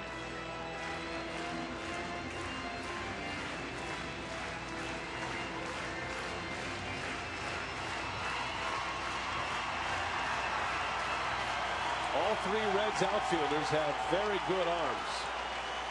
The 2-2. McGee takes one in the dirt. What a play by Miller. And spiked the fastball, and that's just do or die for the catcher. You don't have time when you're throwing that hard to go down and block it. He just smothers it with the glove. A heck of a play. Got to be quick to be able to do that. Didn't even have time to turn his glove over. No. So the Reds fortunate. Remember, all of this started with an error by Jared Burton with 1 out. Still 1 out. The 3-2 to McGee, and a line drive to left field. Counsell scores. Braun will be held as McDonald's throw sails wide. The Brewers keep on plugging away. We are tied at 6. Wow. And the bases are still loaded. Unbelievable. Well, Cordero just kept pumping one fastball after the other. This time Casey McGee able to square it up and hit a bullet. A bullet in the left. Hit it too hard. Just like the base hit for Prince Fielder. No time for Braun to come around to score.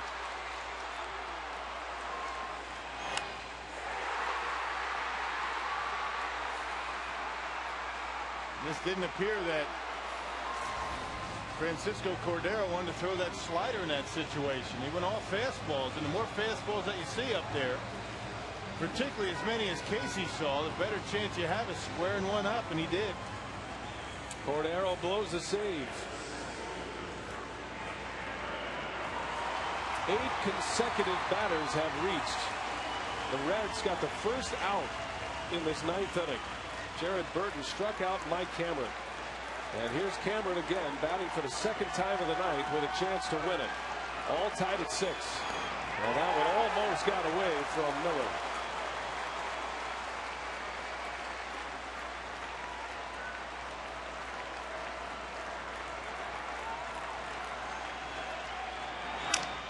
Cameron in the left.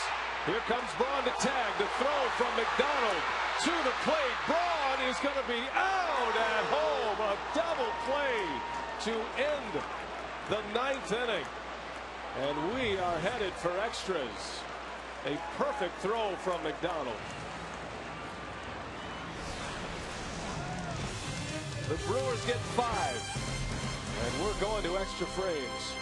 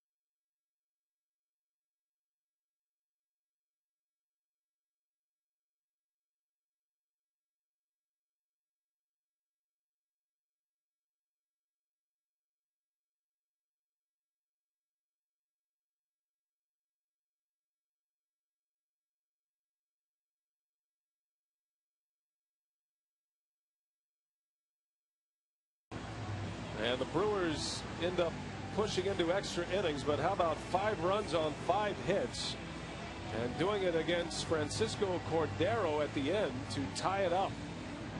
Well, it came down to the Brewer hitters hitting the baseball too hard, just like Mike Cameron that last play. Look at McDonald getting himself in good position to throw, and he throws a strike to Corky Miller, and really not even close at home plate. Well done out and left. Not much Braun could do about it. That was a perfect throw. And that's what it was going to take to throw out the speedy Braun. And a good play at the plate. Miller standing right in there. But the Brewers tie it 5 of the 9th to square it up.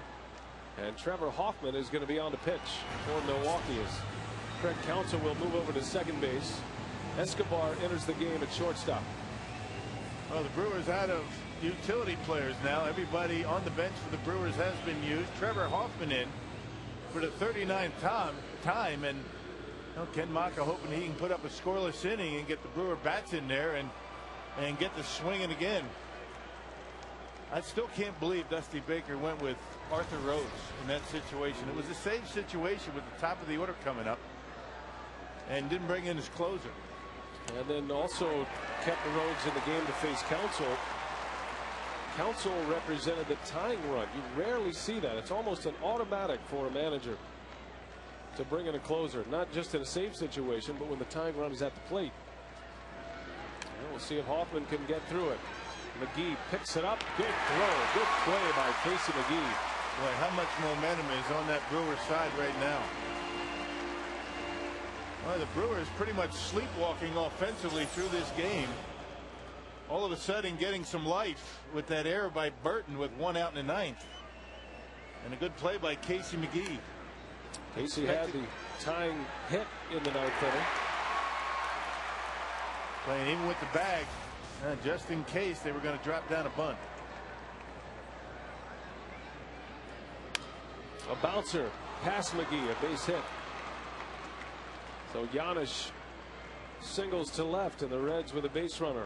And that's the risk you take when you play your infield in.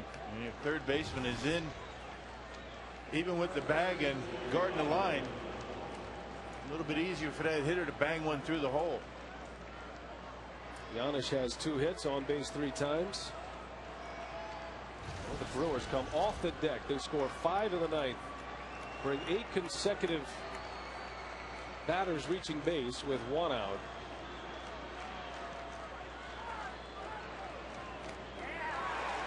A foul tip from Votto. Giannis will have to return to first. Say the Reds are in bad shape with respect to pitching. They only got 2 guys left.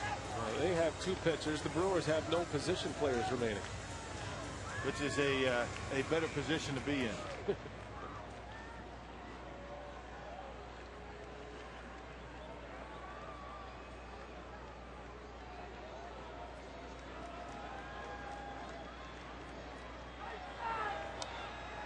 Change up for a strike.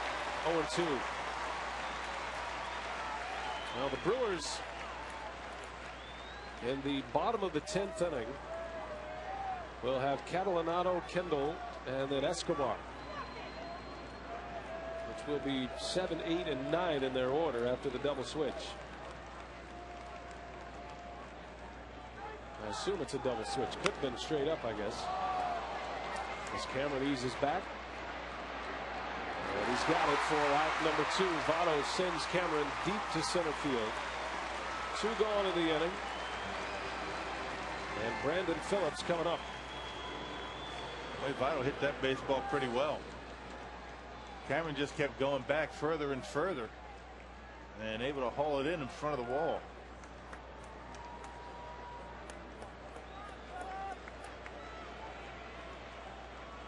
Actually, a no double switch for Ken Maka. Lopez taken out of this game, noticeably limping between innings. Santelli to get a report for you. Big swing and a miss. Phillips, a mighty hack and a 73-mile-an-hour changeup from Hoffman. And the reason you do the double switch in this situation is because, as we talked about, no position players for the Brewers left. And you don't want your pitcher coming up in any type of situation that might hurt you. Well, I guess if it gets to that point and Lopez's spot comes up, which would be the next batter, we'll see who Maka will call on at that point. You got some pretty good hitting pitchers in that dugout. Giovanni Gallardo. You got Looper. He can swing the bat pretty well. Of course, he's making a start tomorrow.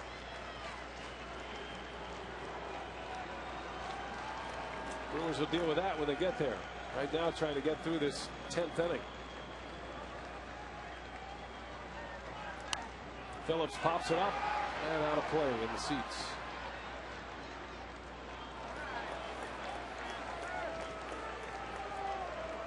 Boy, what a thrilling night for the Brewers. They score 5 runs on 5 hits. 8 consecutive batters reach base. And if not for a perfect throw from Darnell McDonald, the Brewers would have won it. Got to give credit to the Cincinnati left fielder, who had just come into the ballgame. 0-2 to Brandon Phillips. 2 outs. Trevor last worked on Saturday. Picked up the save in Washington, D.C., his 27th of the year. And it took him only 9 pitches. Gallardo is being sent back down to cleat up and get loose. Get the blood flowing, young man. You might win this game. Only adding to his legend.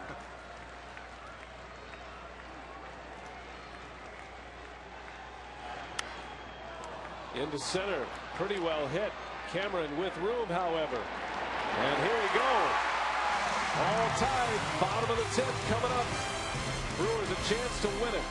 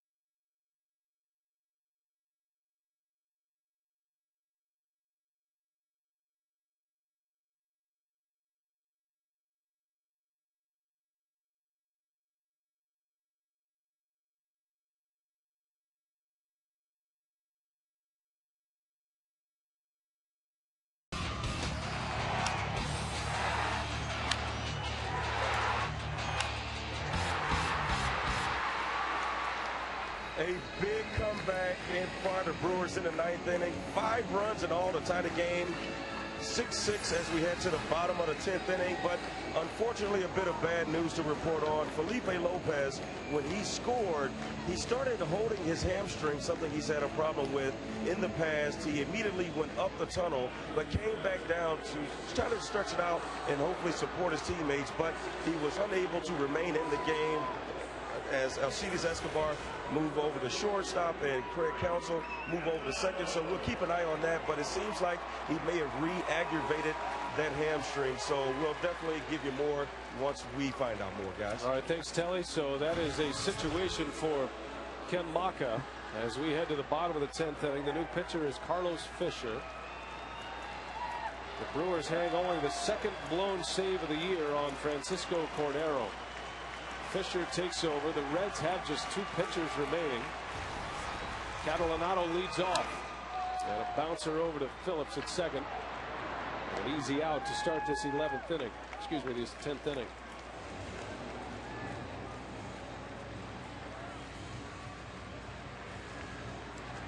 Well, if anybody gets on and this game is still ongoing, Ken Maka is going to have to use a pitcher in Lopez's spot in the batting order. And it looks like it's going to be Giovanni Gallardo. Obviously went down underneath to take some cuts off the tee or in the cage. Boy, wouldn't that be something if Gallardo steps up with a chance to win it. He'll be ready.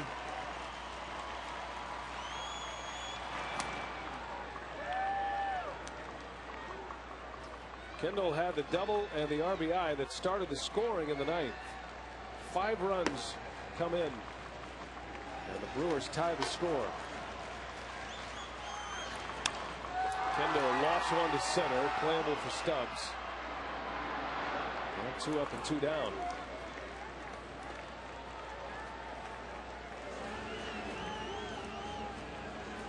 So 2 quick outs for Carlos Fisher.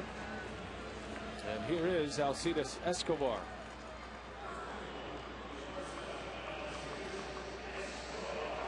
Escobar doesn't hit a lot of home runs, but he did just homer in the last series against the Washington Nationals. That was on Sunday.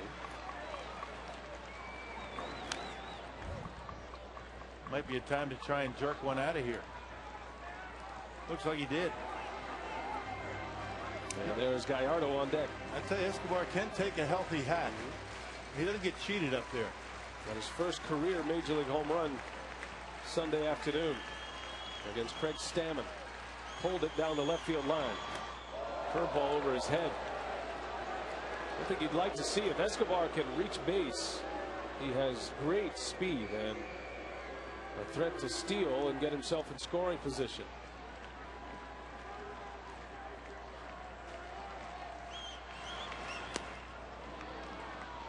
That's a pretty good slider right there. That was a nice pitch.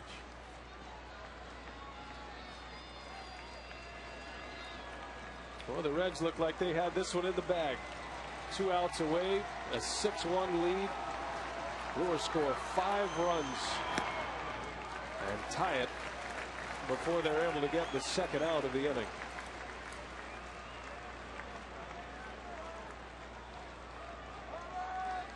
Two and 2 to Escobar.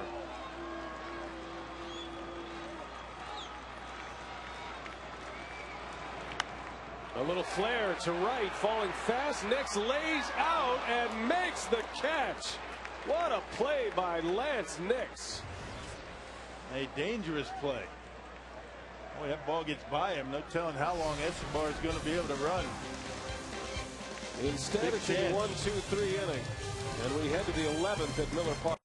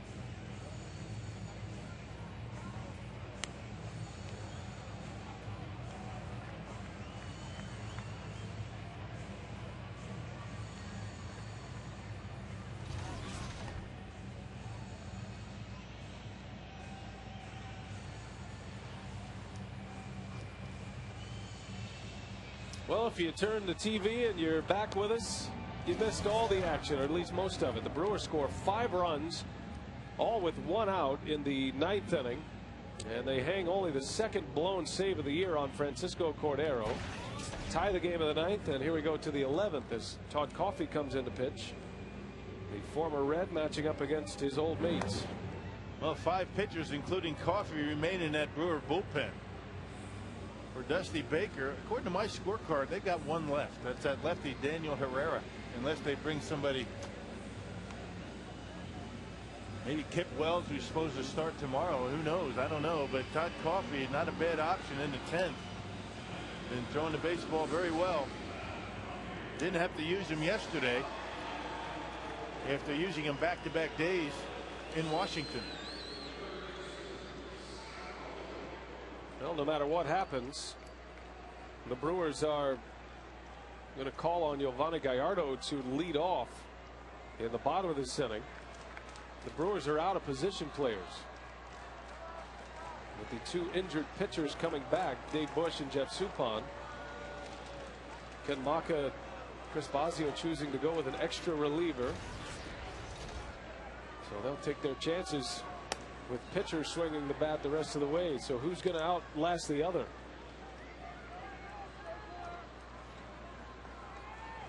Gallardo was in the on-deck circle, ready to hit in the bottom of the 10th. His spot never came up.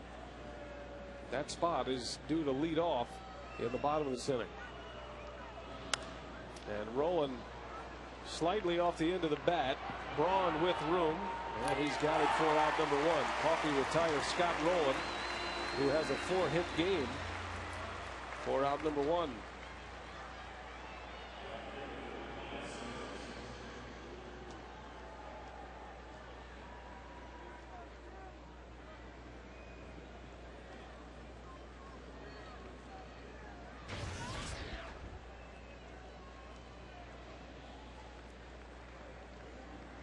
Here's Lance Nix. Made quite a catch to end the last inning.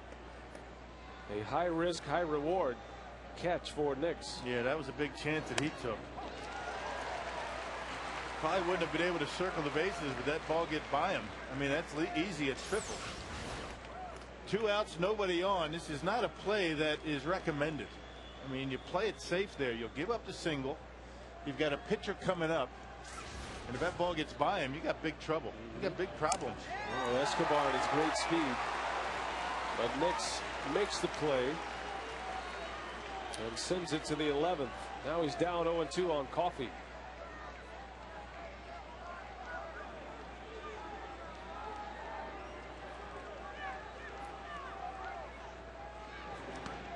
One thing it does do now, I think the Reds are feeling pretty good about having a pitcher lead off the bottom of this inning, instead of having, given the single up to Escobar and have Giovanni come up, and then you have Counsell to lead off the bottom of the 11th.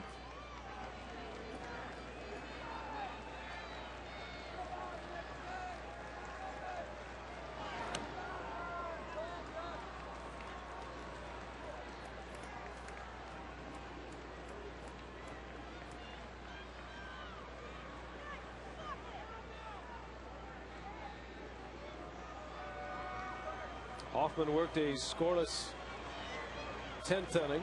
Coffey pitching here in the 11th. All tied at 6. And down goes Nix. Coffey strikes him out with a breaking ball. How about that slider? Straight down. That looked like a splitter. Look at this pitch just drop off the table.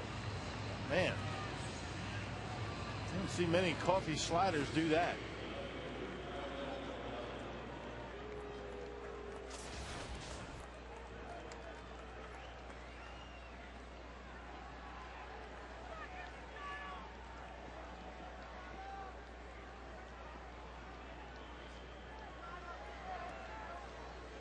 Coffey with 2 outs. And here's Darnell McDonald. And his right arm, the reason we're still playing baseball right now. McDonald gunned down Ryan Braun, trying to score on a potential sacrifice fly that would have won the game. McDonald made a perfect throw to the plate to get him.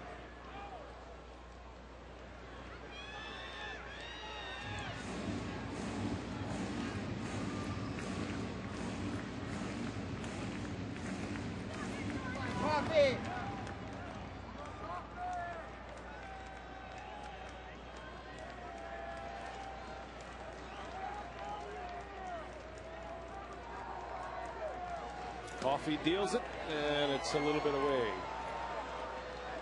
2 balls and a strike. Pitcher spot due to lead off for the Brewers in the bottom of the 11th. Lopez out of this game. Tightness in his hamstring. And then Counsell, and then Braun.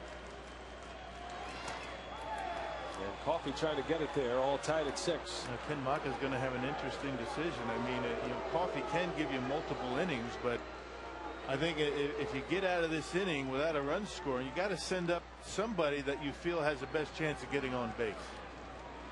And that somebody's going to have to be a pitcher, because the Brewers are out of position players.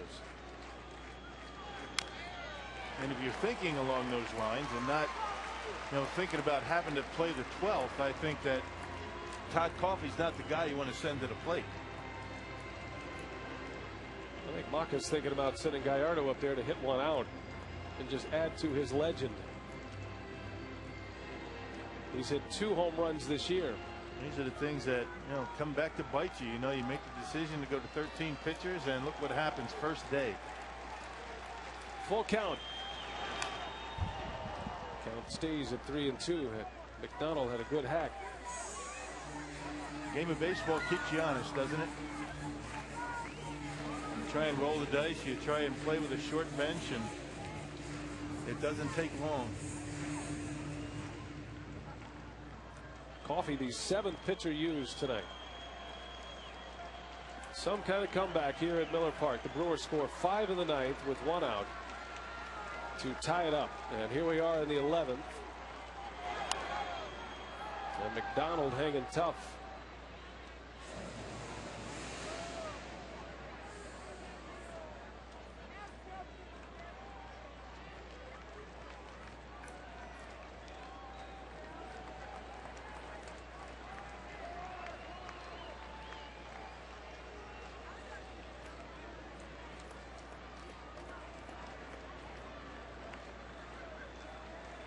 Hang in there, buddy. It's going to be worth it. Full count, 2 outs. The 8th pitch of the at-bat.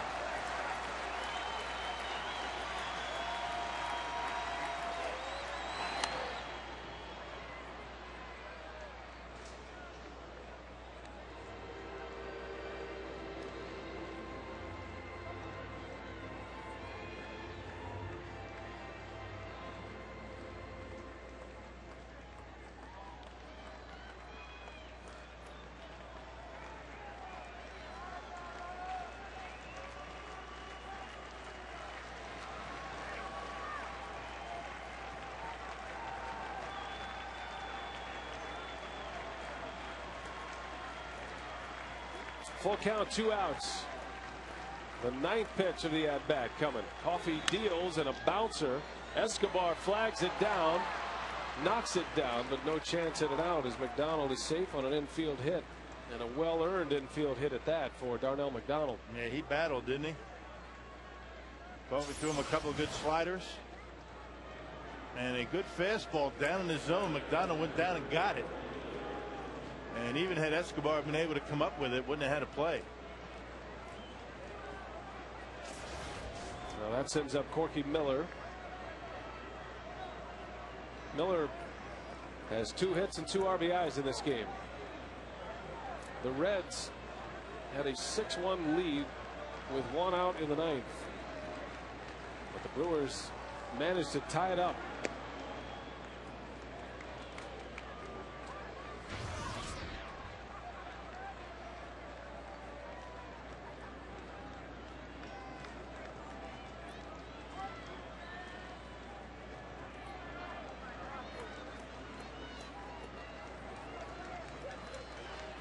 Miller was with the White Sox earlier this year. He didn't play much.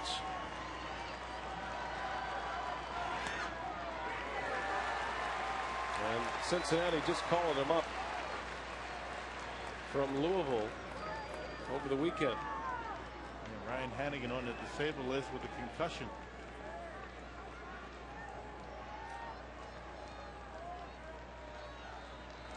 Ball and a strike.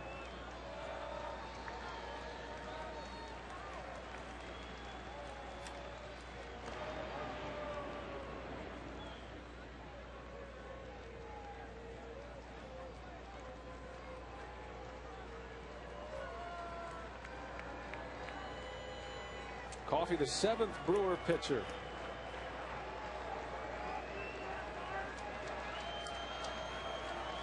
Trying to get it to the bottom of the 11th, all tied up. And quite a decision coming up for Ken Maka should he do so. Swing now, miss. 1-2 the count. Big fastball from Todd Coffey.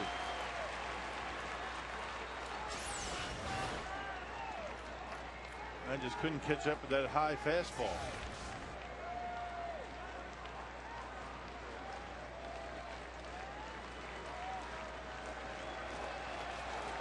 One and two.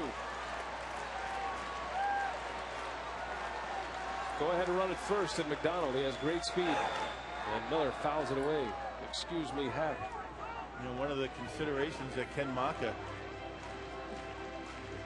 in making a decision as to who to lead off in this inning. You know, all 3 pitchers that are left for the Brewers in their bullpen all pitched in yesterday's game, including Claudio Vargas, pitched 2 innings. Vargas, Weathers, and Mitch Stetter. So the decision is, does Coffey hit for himself and stay in case you go to a 12th inning? Swing and a miss. Down goes Miller. We'll see what the decision will be. Still tied. Will Giovanni hit to lead off? Whoever hits, it's going to be a pitcher. Stay with us.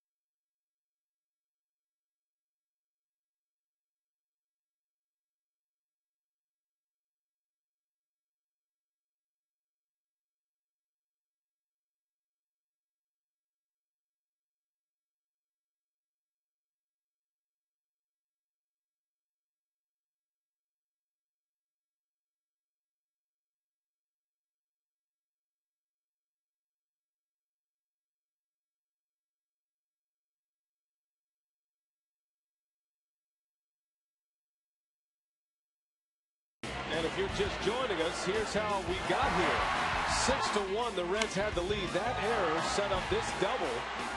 And the Brewers were finally on the board again. And then 8 straight batters reached base. And the Brewers managed to tie it up. Braun had a 2 RBI single. Fielder had a base hit, but he hit it so hard the Brewers were unable to score. Then McGee singled. That tied the game. Cameron hit one to left. It looked like a game winner. But a great throw from Darnell McDonald cutting down the speedy Ryan Braun. And that kept the game tied.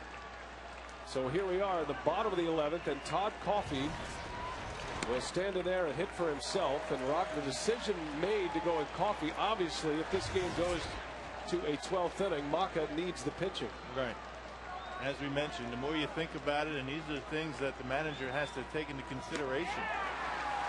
And what do you expect Giovanni to do anyway, right? Do you expect him to get a base hit? I mean, he is a pitcher after all, so if you don't expect a whole lot out of one of your pitchers to go up there, you might as well leave Coffey in to pitch again, if necessary. Well, you can imagine Coffey has not hit much in his career. Borrowed batting gloves. Actually has his own helmet, surprisingly. Has 2 at-bats this year. And he's taking a hack at one. Why not, big fella? back leg one out of here. Almost hit Counsell on the on-deck circle. That's just a little tardy. It's like a three-pointer in cricket right there. Do some damage. You make some contact there. Coffey is 0 for 2 with 3 sacrifice bunts, and he takes a rip and slices it foul. See? I mean, he's getting closer. Anybody with a bat in their hand can be dangerous if you don't make your pitches. I'm sure at some point Coffey was a threat for the bat in his hands. Might have been when he was 12 years old, but he's trying to dig up some of those memories right now. 2-2 the count on Coffey. He fights one off. Lives to see another one, much to the delight of his pitching mates. Coffey has 5 career Major League at-bats, and he's 0 for 5 with 5 strikeouts.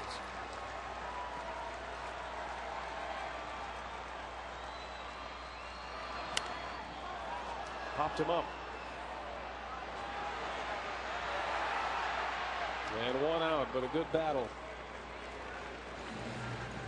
Took some good hacks. His first non-strikeout as a big league hitter.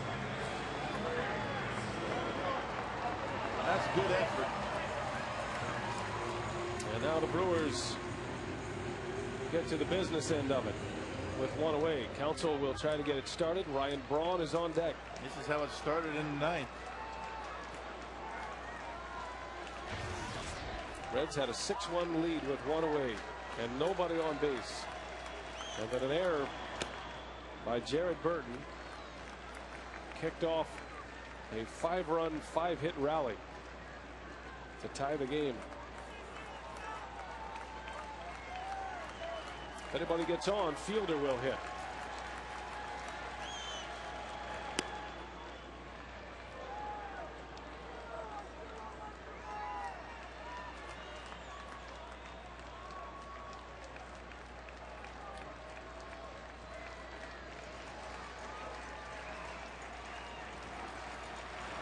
Counsell in the air to right, won't carry.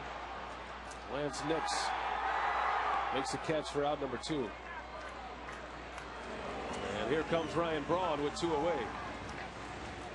Carlos Fisher has done a nice job. He's retired 5 in a row.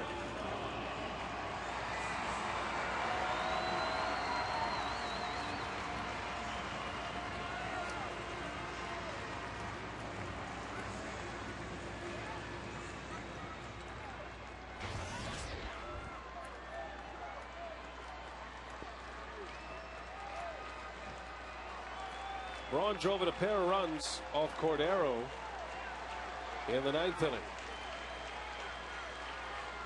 A long ball wins it. And a breaking ball strike from Fisher. And that one hung just a little bit too much. A hanging slider.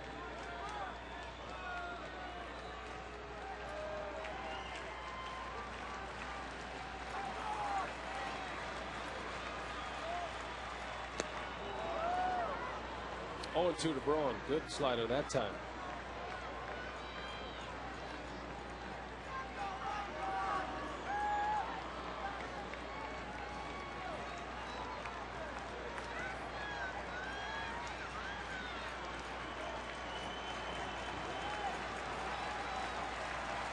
All tied at 6.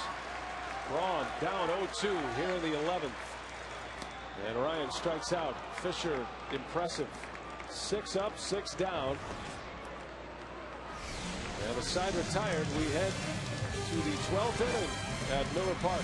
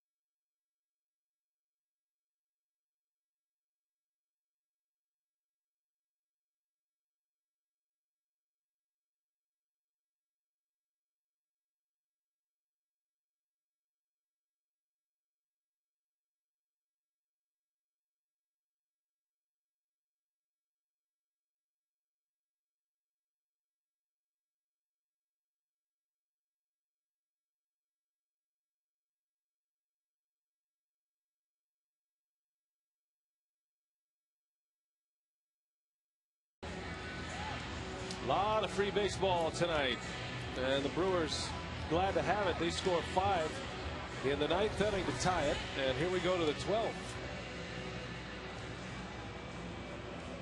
Todd Coffey back on the mound. He gets an at-bat in the 11th inning for this particular instance. In case the Brewers were unable to win it, Coffey can give Maka some extended innings. Coffey with a couple of strikeouts in the 11th. Did give up an infield hit.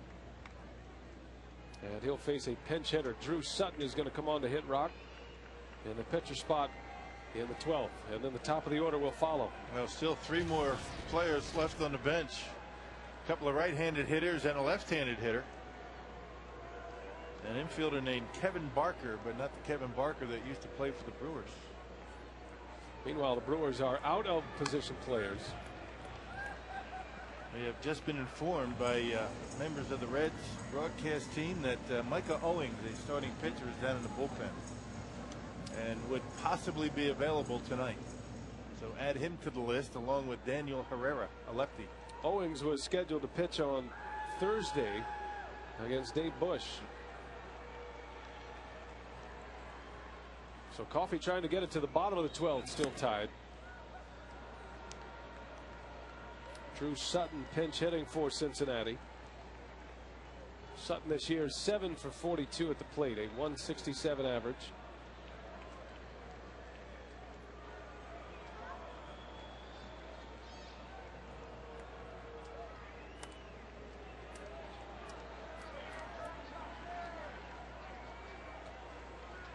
If you're the Cincinnati Reds, you have to wonder what happened in this ball game, because in regulation the Reds were 4 for 19 with runners in scoring position, had a 6-run lead, or checked out a 5-run lead going into the bottom of the 9th. Boy, got to be kicking themselves.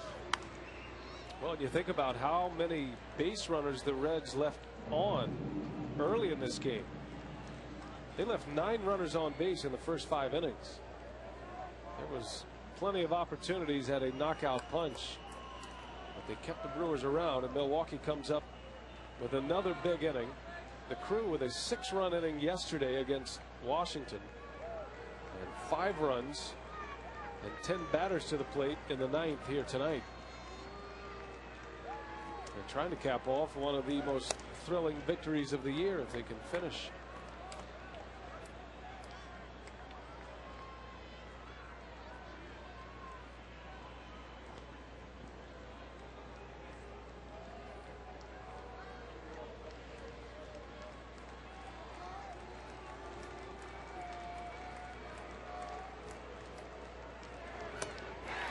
Coffey strikes him out. Has 3 punch outs. 3 of the 4 outs recorded coming on the K. Gave him a high hard one. It looked like ball 4, but Sutton goes after it and comes up empty. Still good velocity for Todd Coffey. Even when he doesn't get good sink, he's got enough behind it to get you out upstairs. Well, it seems like you get into this part of the game and a lot of hitters are up there trying to be hero, trying to knock one out and get out of their game a little bit. Like Ryan Braun was doing that in his at bat, but I guess you can't blame with 2 outs and nobody on. Why not? Take a shot at knocking one out.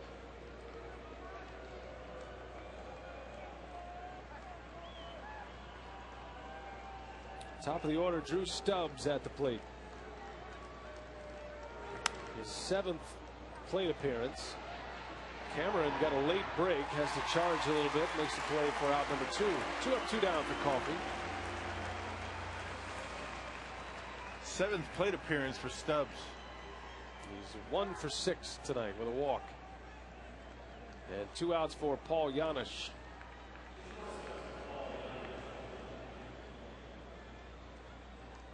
Janisch is 2 for 5 tonight with a walk. And a double and an RBI in the 4th inning.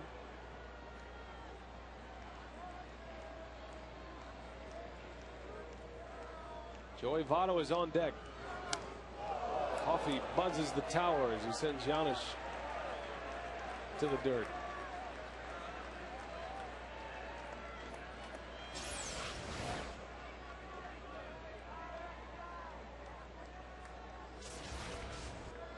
Was it that close?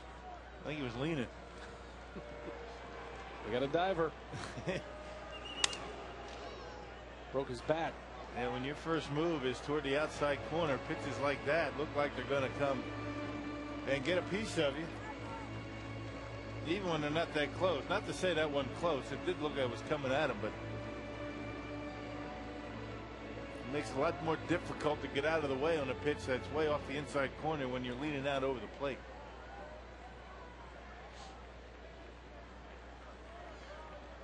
Giannis has one career major league homer in 89 big league games, none this year. That one is launched into left. Braun going back at the track. He's got it. A 1-2-3 inning. Here we go again. We're all tied. Guess who's coming up? The big man, Prince Fielder, leads off.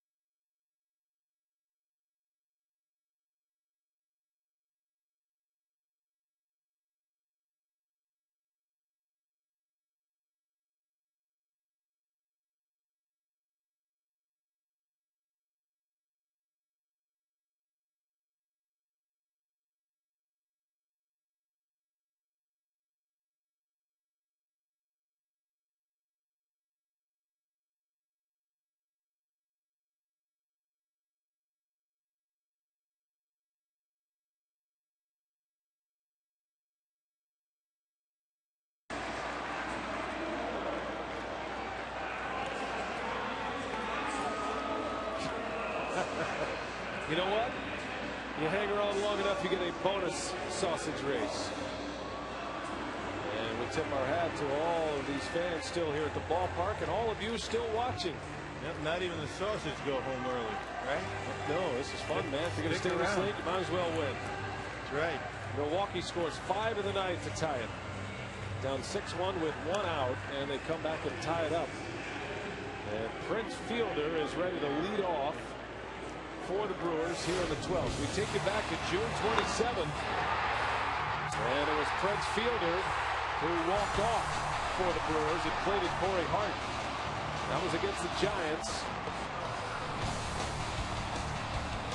And everybody in the ballpark has one goal in mind for the home run derby champ.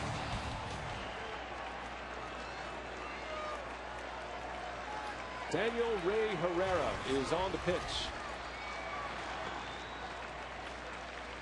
No, Herrera doesn't throw hard at all. He'll throw a slider, a fastball, and a screwball.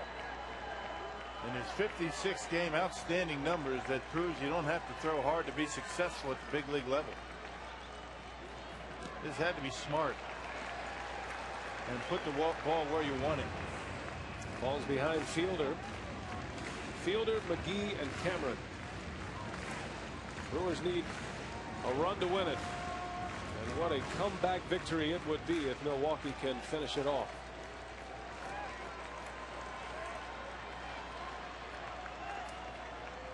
Prince sitting on 33 home runs. He had a single his last time up.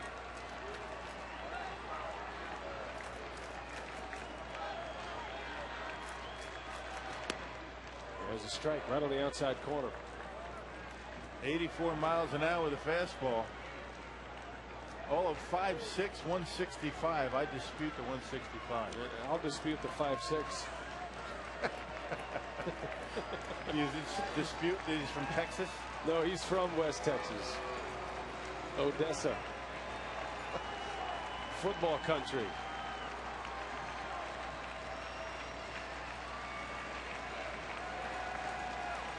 Two balls and a strike to Prince.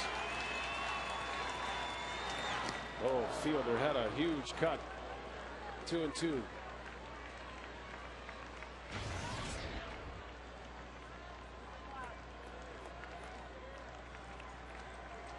Herrera has been able to get outs at every level.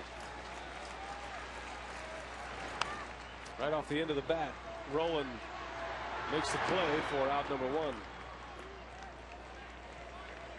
Herrera is one of those guys at no point in his professional career, probably even in his amateur career, did anyone have him listed as a prospect. Right. But yet he just keeps getting outs. He keeps making pitches. The Wolf is always at the door for him, and he's about ready to spend an entire season in the big leagues. He came over from the Texas Rangers. He was involved in that much publicized trade between Josh Hamilton and Edinson Volquez. The Rangers and the Reds. Always told him he's not big enough, doesn't throw hard enough. Not going to be able to withstand a full season. Not strong enough. But here he is having a terrific season. And putting up some very good numbers in a hitter's ballpark. Great American ballpark. He'll frustrate a hitter all day long. He throws a screwball, which is actually more effective against a right-handed hitter than it is a lefty. It's like a reverse curveball. Kind of looks like a right-handed curveball.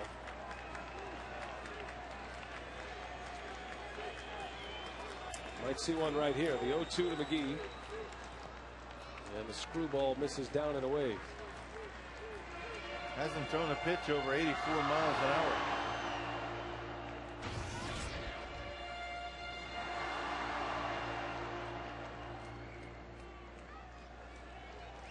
Casey had the hit that tied it off Cordero.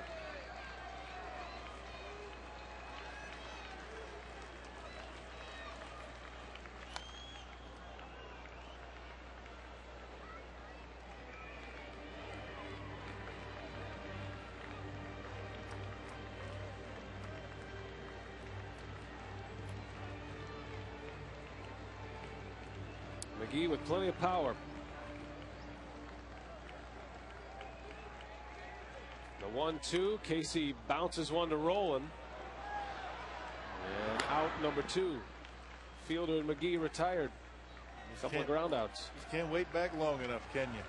I mean, that's the thing with Herrera. He gives you all arms and legs, and that looks like he's going to throw it pretty good at you. Just never gets there. Like he pulls a string, literally.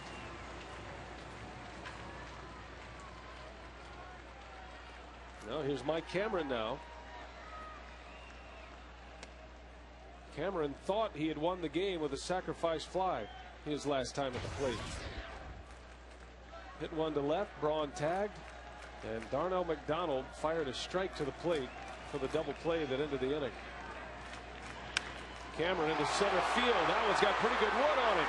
Back is Stubbs, and he reaches up. He can't get it. Takes a big bounce.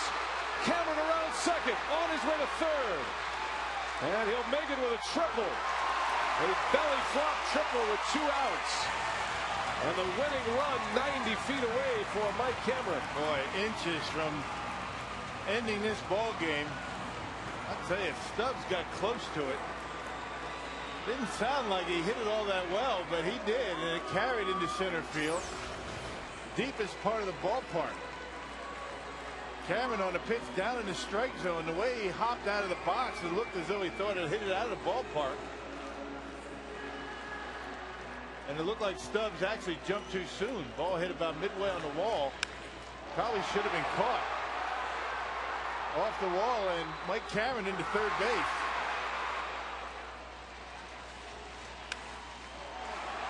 Right there, I think Mike Cameron thinks he hit it out of the ballpark. and then got on his horse and ends up at third with a triple. Brewers have a good man at the plate, a contact hitter in Catalinato, and he takes a strike from Herrera. That's Mike Cameron. That ball gets away from Corky Miller. You got to think about scoring. Cameron ready to run. He throws that slider and the screwball in the dirt. Ball and a strike. The last time the Brewers won a game when trailing by 5 or more in the ninth was 2004. They did that against Montreal. They have a chance to do it right here and now. Ball and a strike to Catalinato. Count goes to 1-2. In that game in Montreal, or against Montreal here at Miller Park, the Brewers scored 5 to tie, and then they won it with 3 in the 14th inning. 1-2. Count stays at a ball and 2 strikes. Catalinato looking for his first hit.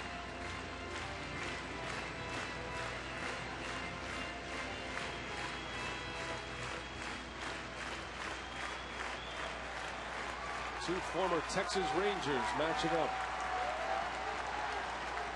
Cameron at third, the 1-2. Catalinato bounces one over to Phillips.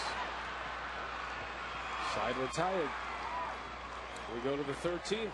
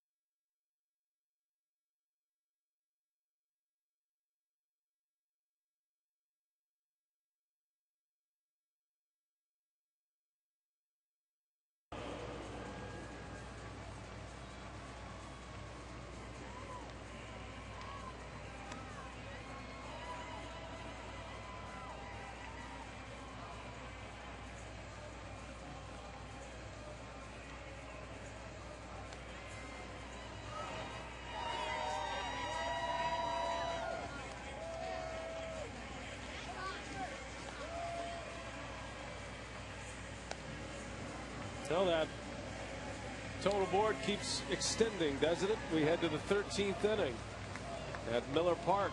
Brewers with a thrilling comeback. They score 5 in the ninth to tie it. Still playing ball as we go to the 13th inning. Joey Votto leads off. Brandon Phillips to follow, then Scott Rowland. Todd Coffey back out there for his 3rd inning of work and having to go right through the middle of this Cincinnati order. Coffey's longest outing as a Brewer came earlier this year. On April 19th, he went 2 2/3 against the Mets. Got to save.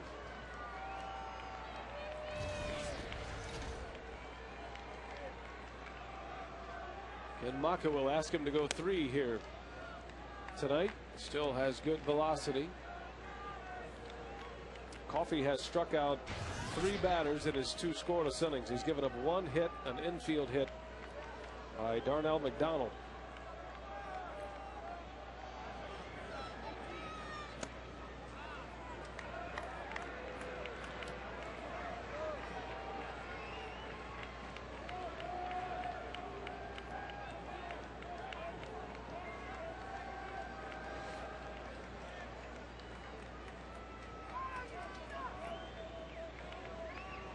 2 balls, no strikes on Votto. A dangerous bat. Coffey's still able to get one by him. Yep, low to mid 90s, still here in the 13th inning. Well, Todd Coffey has been invaluable out in that bullpen. He can do an awful lot for you. A lot of different roles he can fill.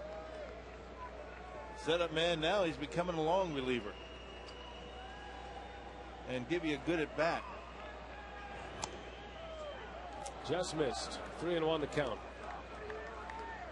Coffey actually emerged as the Reds closer a couple of years back, prior to the Francisco Cordero era in Cincinnati. But the Reds released him last year in the month of September. Votto sends one deep to left. That is way back. Braun at the wall, and it's gone. Joey Votto has put the Reds on the board. A 7-6 Cincinnati lead as Votto hits his 19th of the year. Excellent opposite field power for Joey Votto. And Coffey fell behind in a count 3-1. He was sitting dead red, got a pitch away from him, and strong enough to hit it out the left. I think he knew it right away. Kind of stood there in the batter's box. Home run hitters know when they get them.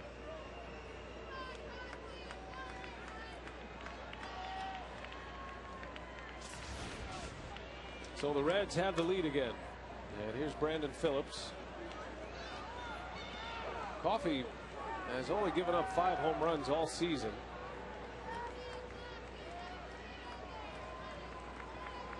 Has not pitched 3 innings in the major leagues in his career. The longest outing he's had as a big leaguer, 2 2/3. Yeah, he's getting stressed about as far as he can go right now.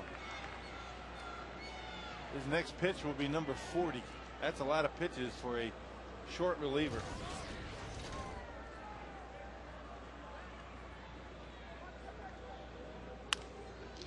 Bouncer to McGee. First out of the inning as Phillips rolls out.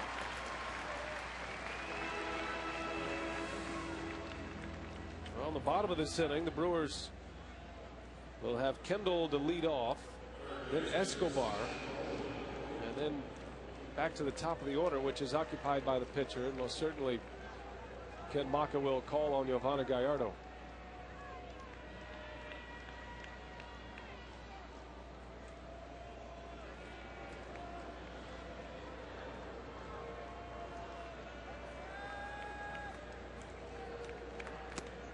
Scott Rowland takes a strike.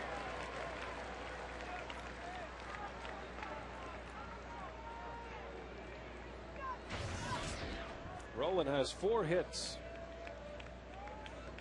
4 for 6 in this game. Scored a couple of runs, has a double. That one's hit well to center. Cameron eases back. And 2 outs here in the 13th inning.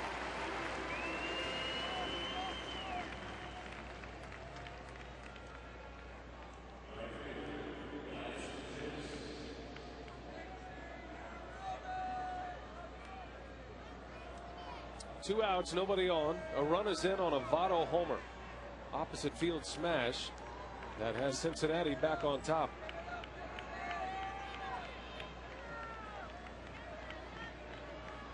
Lance Nix. Been a couple of key defensive plays in this game by the Reds. It was an error that started the rally in the 9th inning, but remember the throw by Darnell McDonald to cut down Braun at the plate, the winning run. And then Lance Nix laid out for one. He made a diving catch with 2 outs on a dying liner by Escobar. That one's hit well. Cameron going back, running out of room at the wall. There it goes. Lance Nix with a home run. And Todd Coffey just running out of gas right now. I mean, he is being pushed to the limit.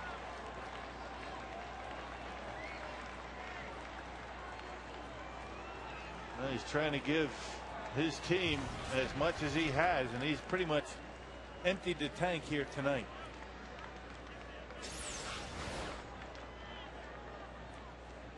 Fastball down and not much sink on it, and knocks it out of here. So a couple of opposite field home runs by the Reds, a couple of left-handers, gives them a 2-run lead.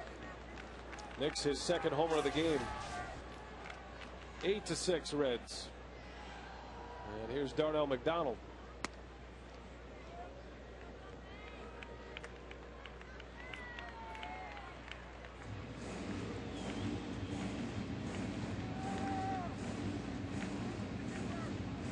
Nick's home run in the 7th inning gave the Reds a 6-1 lead.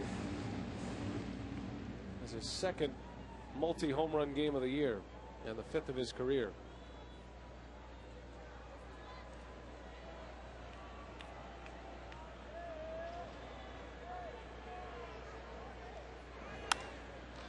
In the right, Catalanado backs up, and the side is retired, but 2 solo homers as the Reds up a pair. Can the Brewers drum up some more magic here at Miller Park?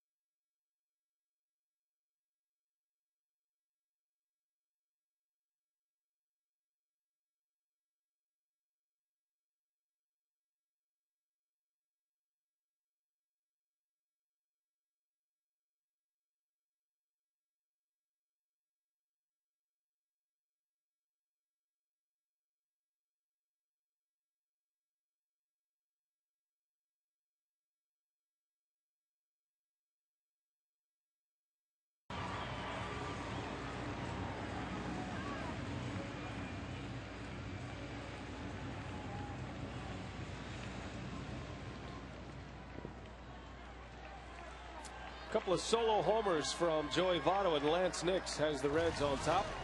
8-6 as we head to the bottom of the 13th. See if the Brewers can do it one more time. They need 2 to tie, 3 to win it. Might as well get 3. Kendall leads off. He'll be followed by Escobar. And then the pitcher spot due up.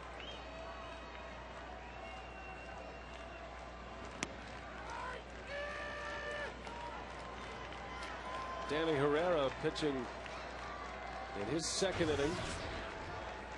Brewers had the winning run at third base last inning with 2 outs. It's amazing how close the Brewers have come to winning on a number of occasions, on at least 3 occasions. Even the base hit by McGee that tied it, he hit it so hard Braun couldn't score the winning run. No, that's a situation that, you know, why they couldn't win the ball game in regulation, because Cameron just hit the ball right on the line, not deep enough. You get under that baseball, game over. 1 gone here in the 13th. But you know what they say about ifs and buts, right?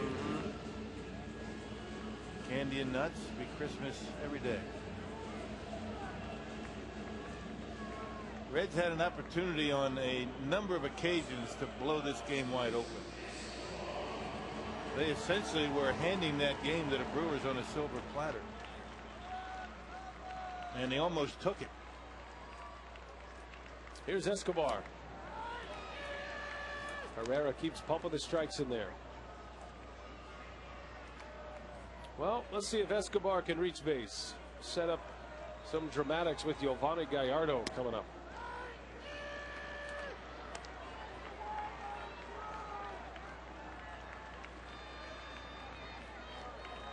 Brewers are out of position players. For the second time in extra innings, a pitcher will have to hit as Escobar beats one in the ground. Giannis has a great arm, the great equalizer, and he cuts down the speedy Escobar. Well, 2 outs. Brewers down to their last out. And here comes Gallardo. Gallardo has 2 homers this year. He homered off Randy Johnson in April. That was his first start of the season. That was a 3-run home run. And then he homered against Pittsburgh. The only run of the game in a 1-0 Milwaukee win.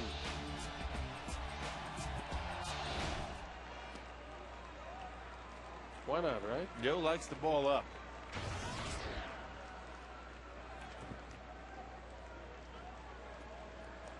Last hope for the Brewers. Their ace pitcher.